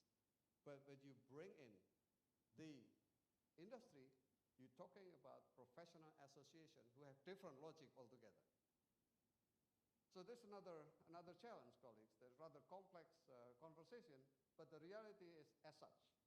So going back to the question that earlier posed, how do we deal with that at the national level and eventually at the regional level, right? So thank you for that highlights from the Malaysia. Pak Chan, what's your view about this? Okay. Let's make it less frightening. Yeah, $1 billion question. I know. Well, I believe that in industrial sector, things sometimes is more structured, really. Like for example, for Microsoft or the network companies, you know, they have already stratified the level of qualification, competencies, you know, in a very fine grade way, you know. So micro-credential can be easily fit in within that defined and refined level of competencies, you know. So not so much for the university where they usually work with course. They recognize, for example, in terms of degree, bachelor and then master and doctoral. But for industry, that level can be. So what you're saying, actually, the industry, at least some industry, are actually more disciplined than others because the requirements pretty and easier, you know, to map around because especially industry is globally, you know. Right, they're operating globally. Yeah, they're operating globally. A standard that's adopted globally too. Exactly. Right? Ibu Chaya, if I replace the word industry into education, now you're talking about teachers, you're talking about school administrators. Is there any possibility, what is the scope for the regional level or national level standard as such that could be introduced, as illustrated by him, that connect the academic world with the living practices of teaching in education? And use SEAMOLEC as a conduit for that, please. Yeah, that's the things that I would like to encourage for, yeah. Because actually, SEAMEO is Southeast Asian Ministers' Education's organizations, yeah. As we know that in these 4 countries, yeah, each country is divided, yeah, between the Ministry of Primary and Secondary Education and Ministry of Higher Educations, yeah. So actually among SEAMEO, yeah, we working closely mostly in primary and secondary educations, yeah. But in this micro-credentials, yeah, we can touch the Ministry of Primary and Secondary Education and also Ministry of Higher Educations. This is for the upskilling and reskilling teachers, yeah. So it is happen in Indonesia, yeah, that the Ministry of Primary and Secondary Educations, they promote the teachers' professional development by introducing the micro-credentials. This is for general teachers and also for vocational teachers. Yeah. I know it is also a challenge because you know, we need to work among ministries, yeah. But because right now here is not only the ministries, yeah, representative of the ministries, but also the SEAMEO centers, yeah, that work closely with the Ministry of Education in each countries, yeah. So probably we can leverage also the strength of the SEAMEO centers in each countries, yeah. So we can have the micro-credentials program for teachers, professionals developments, yeah. Those are one of the potentials area that we can work regionally. Okay. Colleagues, thank you very much for that. Now, since Ibu Chaya is talking about other SEAMEO centers, let me approach the SEAMEO centers. I've spoken to you already. Who represents SEAMEO centers? Can you raise your hand? 1, 2, 3, 4. Be very afraid, because I'm coming to you. Be very afraid. Ibu Chaya was talking about not only SEAMOLEC working alone, but she needs to leverage other SEAMEO centers. Let me ask you a real question. Tomorrow you have CPRN, yeah, policy making on this business. After you listen to this conversation, what will you say to your meeting 2 days from now on behalf of your center about micro-credential? Let me say it in proper English. 2 days from now, when you attend the CPRN, what will you say about micro-credential? Let it sink in your mind, and then I'll go to you. All right? And remember, you can pose questions, not just answer. You can ask questions. Can I go to your table? Anybody with a brave soul to ask the question first? Anyone? You'd like to take it up? Please. There you go. Introduce yourself first. Okay, so my name is Burin Aswahipo from SEAMEO STEM 8, Thailand. So ask who? Ask the panel? You can ask the panel, you can ask the colleague, whichever. Okay. My question is, what will you say to CPRN 2 days from now about micro-credential on behalf of your center? Okay, for me, I would like to see what would be the motivation for all the SEAMEO center or at least the Southeast Asian to go for the micro-credential. Because if there is no more motivation, then there is no need for it. And if we see, I mean, if we commonly see that we need one, then we will try to solve for it. Okay. Yeah. So what would be possible motivation for other centers to take up micro-credential to speak in CPRN? What, are you from different center or the same center? Which is another center, right? Let me ask you a question. What would be an incentive for your center to undertake to take up micro-credential? That's a difficult question, right? What will be the potential incentive for you to take up micro-credential? Would you respond to that? Why not? For us, hello, I'm Christelle. I'm from SEAMEO Rahed, a Policy and Communications Officer. For us, the main motivation would be if it will be beneficial for cross-border recognition of higher education in the region. So if it will benefit the learners and then cross-border mobility and employment for them, then we will take it up. Okay. Clearly the incentive is they would like to have their work be provided with recognition of quality and others. Colleague from that side. Pak Puji, for your information, SEAMEO Rahed is the only SEAMEO for higher education. So, this is your baby. Right? We have been talking about higher education. They are actually the mama of this thing. Yeah. Huh? So you better pick up a better narrative later. We'll make sure that our proceeding will be sent to them, yeah? This table, I haven't spoken to you. Which center are you from? Oh, you're the boss? Or you're the most senior? Oh, you're the director. Okay. Why don't we ask you a question? What would be the incentive for you to discuss micro-credential at the CPRN? Well, okay, thank you very much. So we are from SEAMEO Kitabin Science, focusing on, oh yeah, my name is Riza Setiawan from SEAMEO Kitabin Science, located in Bandung. We are mandated to enhance the competency of science and teacher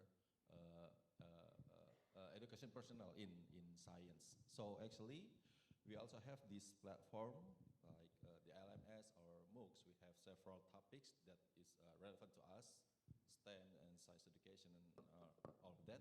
So, well, my question is, are all those that we have developed, the platform, the topics, the course is also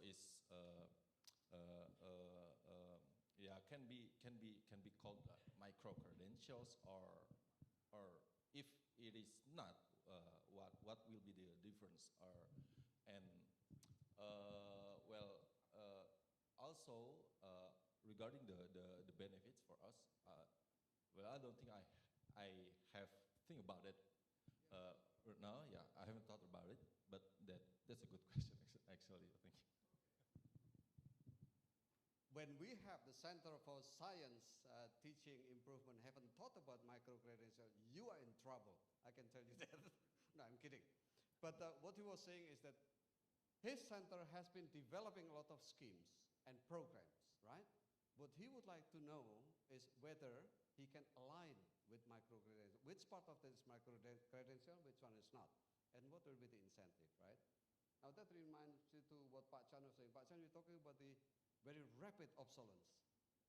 Yeah? So whatever they're developing now, in 2 years' time, is completely obsolete. And how we keep up with that? Micro-credential seems to be a good trick to do that. Instead of taking degree that 2 years from now, no longer in use, you just take micro-credential that is right in time required. Anyway, let me go back to the panel. Oh, you need to speak. Of course, let me come to you. Introduce yourself and get your question. Yes, good morning. I'm Haravago, Center Director of SEAMEO Innotech, Regional Center for Educational Innovation and Technology based in the Philippines. Yes, so I'm very much in support of having a harmonized micro-credentials among the member countries of SEAMEO. If I may share our experience at Innotech, we have a lot of capacity building programs, including the ongoing, the inter-center collaboration with STEM Ed and also with SEAMOLEC. So we really wanted to have this micro-credential because the participants are not only from the Philippines, but from Southeast Asia. So we trained school leaders, and it would be good to have our courses be recognized also by other countries. So in the Philippines, what we are doing right now is to be accredited by CHED as presented, because we cannot have the accreditation ourselves because we are the one doing it. So what we did in the past is to partner with universities, SUCs, so that they will recognize our training, and when the teachers wanted to pursue graduate studies for masters or for PhD, they have already that crediting part. They do not need to repeat what has they learned from Innotech. So in the Philippines, we are working with being accredited by the accreditation body, which is CHED. So that, so hopefully we can have that accreditation in Southeast Asia. So you asked the question of motivation. So the motivation for us, incentive for the teachers, because the teachers or school leaders would also be motivated to have that accreditation because they will use that in their promotion, in their professional growth. So it would really be good because you also lay down the framework. I would also ask to the body, because you're the expert in micro-credentialing, if we already have a roadmap. Because it will not be an overnight thing to have that harmonization, and all those steps, I'm just imagining that it will be very challenging. So that would be, I think, a good output of this policy dialogue would have to have a roadmap so we are clear when do we expect to have that harmonization. It will be challenging, but if we have a roadmap, it would be good. Thank you. Thank you very much. Let me try to encapsulate that one. 2 days from now, in the CPRN meeting, you will say to the meeting that Innotech? Yeah. Innotech is interested to take up the micro-credential. For example, in the Philippines, we have been accredited by CHED. Ideally, Innotech product will be accredited to each and different accrediting body in each of the countries. And inshallah, one day it become regional accreditation.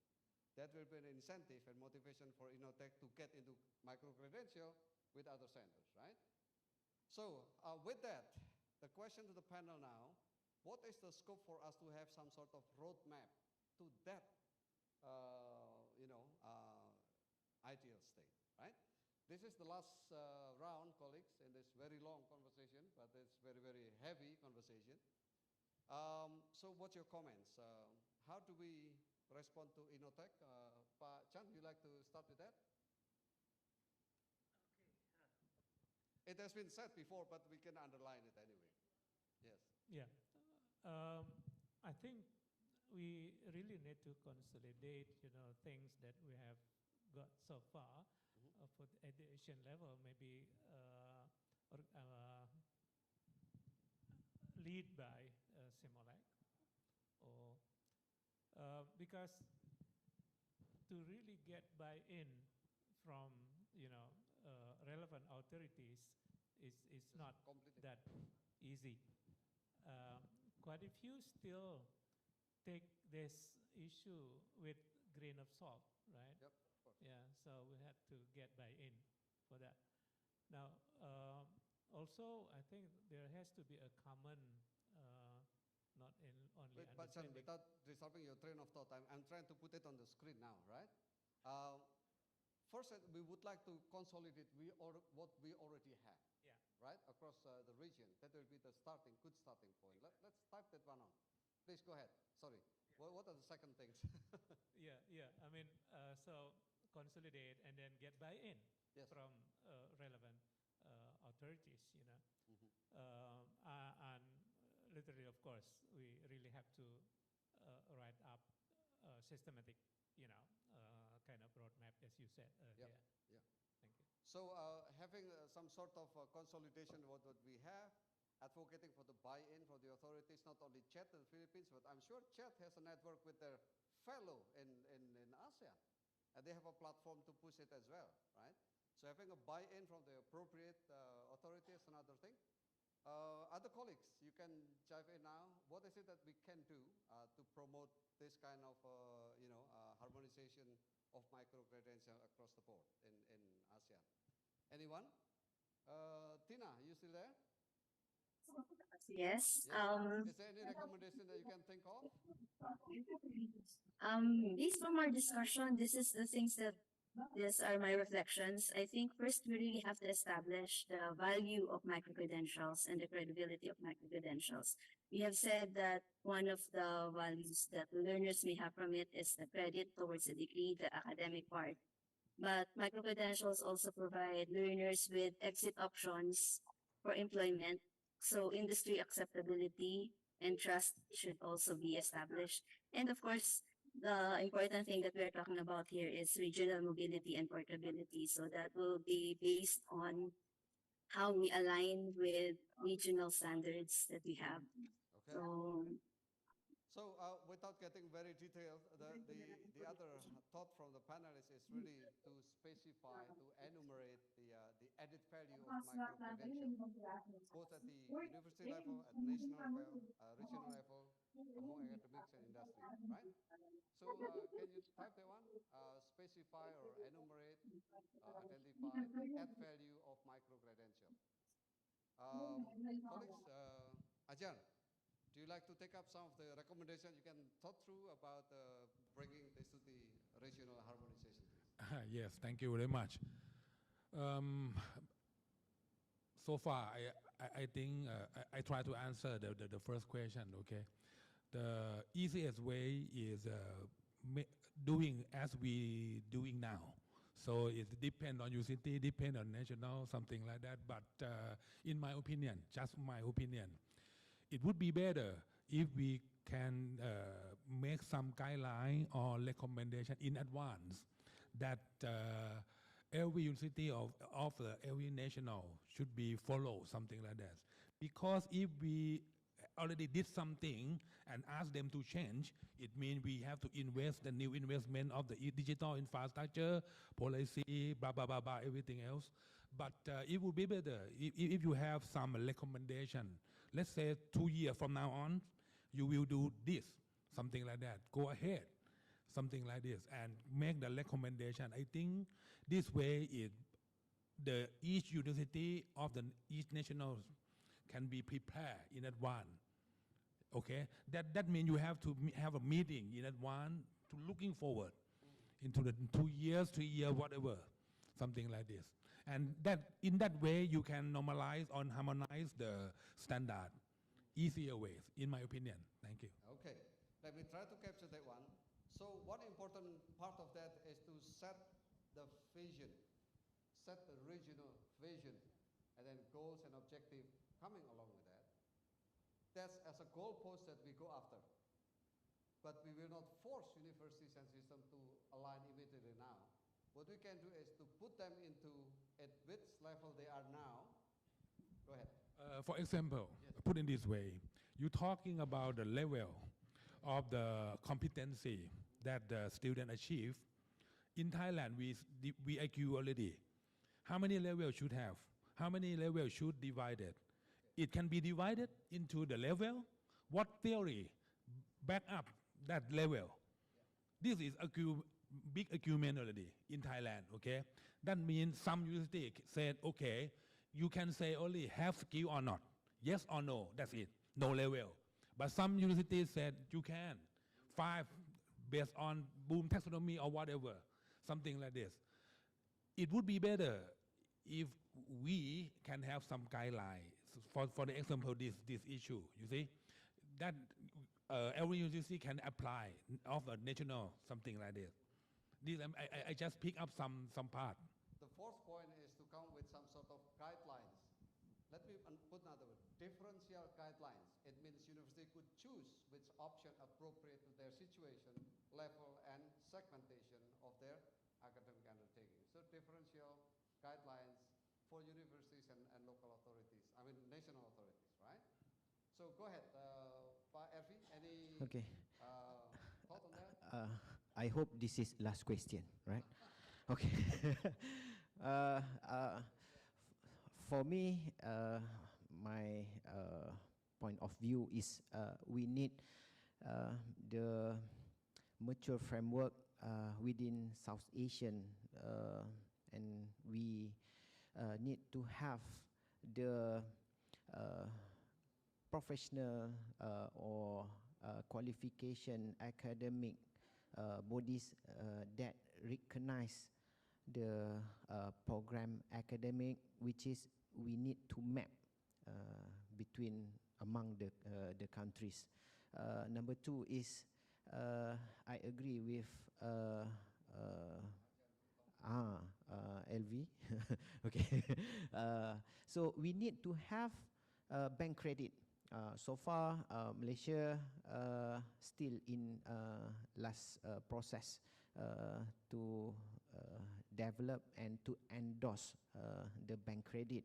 So from there, which is we have the student profile, and from that we can also look into the all countries according the academic program, the competency, and so on. So we can just pick and map what we want to get the employer. It's easy. Let me get to before I get lost. Number 5, to establish a regional body or leverage existing body, if there are, okay, to set the framework for the academic to follow, right? To establish a regional or use existing regional bodies, right? To help academic and national authorities to do the alignment and all of this arrangement. Who's typing? Are you typing? Number 6? Number 6, to establish or explore the establishment of regional credit banks. It's a long way to go, but it's an ideal that we would like to go after, right? To establish a regional credit banks that go along with, like Thailand, it go along with a personal wallet, but also go along with digital certification, right? Okay, now, the last of the last, Ibu Cahya, now that Pak Chan has left because he has other business. Ibu Cahya, the last one, is there any recommendation from your side towards this regional harmonization?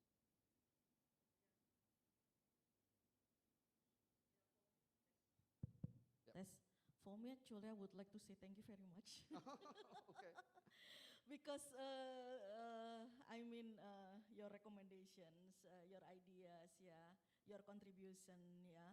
It means that we will work together, to foster to enhancements of the micro-credentials in the regions. So it means that we are not alone. We will be with all of you, yeah, the Ministry of Education, yeah. We will have more discussions on this, yeah. So actually, this policy dialogue is just started, yeah. Actually, this policy dialogue is just the initials, yeah, to know each others. Yeah, that's why we set up this meeting, and that's why Pak Puji also share, yeah, the table, yeah, what is the current profile of each countries, yeah. So after this is the more discussions among the Ministry of Higher Education, and also we will invite the SEAMEO centers, yeah, who are interested more, to support us, so we can support each other to develop the regional framework for micro-credentials, and also university, polytechnics in Indonesia that want to be the pioneer in this micro-credentials, yeah. Of course, with our co-host, ICE Institute, yeah. We will work collaboratively to make this 1 until 6 comes through. Yeah, Okay. thank you, Pak Puji. Let me capture that as number 7. What Ibu Chaya is saying, we need to have a real product, we need to have a real platform, and we need to have a real momentum, right? This talk will only materialize if we have product, we have a platform, we have momentum. Yeah, this is number 7. With that, ladies and gentlemen, we will send you off to lunch now. When you return from lunch, you will go to 3 subgroups discussion. Your name is already recorded into one of these groups, okay? Depending where you're going, you will be responding to 3 questions. Group number 1, you will recall this conversation, you will be moderated in your group to talk about the policy, the legal framework, and quality assurance. Group number 1, remember, whoever in group number 1, you talk about that policy framework, okay? Group number 2, we'll discuss the technicalities of credit transfer, recognition, and portability. Group number 2, remember? And group number 3, about equity, make sure that people have access, and sustainability. All right? With that, I will not try to summarize the talk, but I would like to thank Tina. Thank you for joining from Manila. Thank you for Professor Chan, who has left because he has other business. Ajaran LV, now I have a new name from him. Ajaran Fuitong, thank you for that guidance. Pak LV, thank you for sharing your experience. And Ibu Cahya, thank you for reflecting SEAMOLEC's vision and plan. With that, colleagues, I would like you to give a round of applause to the panels. This has been a very, very long 90 minutes in my life even. All right, it has been very long, but it has been very deep conversation, very difficult. But I'm happy that we have gained some insights beyond what is written on the screen. Thank you very much. I would like to send you back to your seat, Ibu Cahya, Ajaran, and Pak Elvi. Thank you. Sorry? Oh, there is a token for appreciation. Stay there. There is a token for appreciation. There is go ahead from colleagues from SEAMOLEC. I will give my microphone to colleagues from the. Thank you very much. I'll go back to my seat. Thank you. Thank you, ladies and gentlemen. Just give one more round of applause.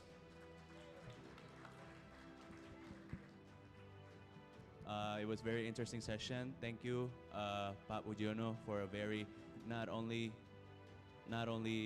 very inclusive discussion, but also very entertaining. Wouldn't you agree? And for lighting up this room. And now I think the clock shows 12:22, right, Radianti? It's time for a lunch break, everyone.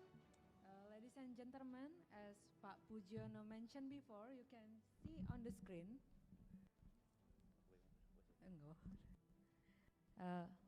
Ladies and gentlemen, as Pak Pujiono mentioned before, you can see on the screen there are participant group assignment have been prepared by the committee.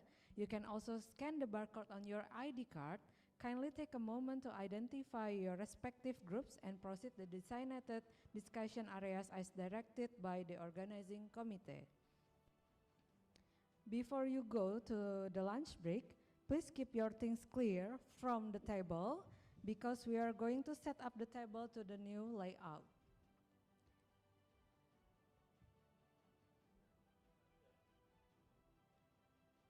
Can you scan the barcode, everyone? Not working? Not working. Okay, maybe we can go to the lunch first. We have now come to our lunch break.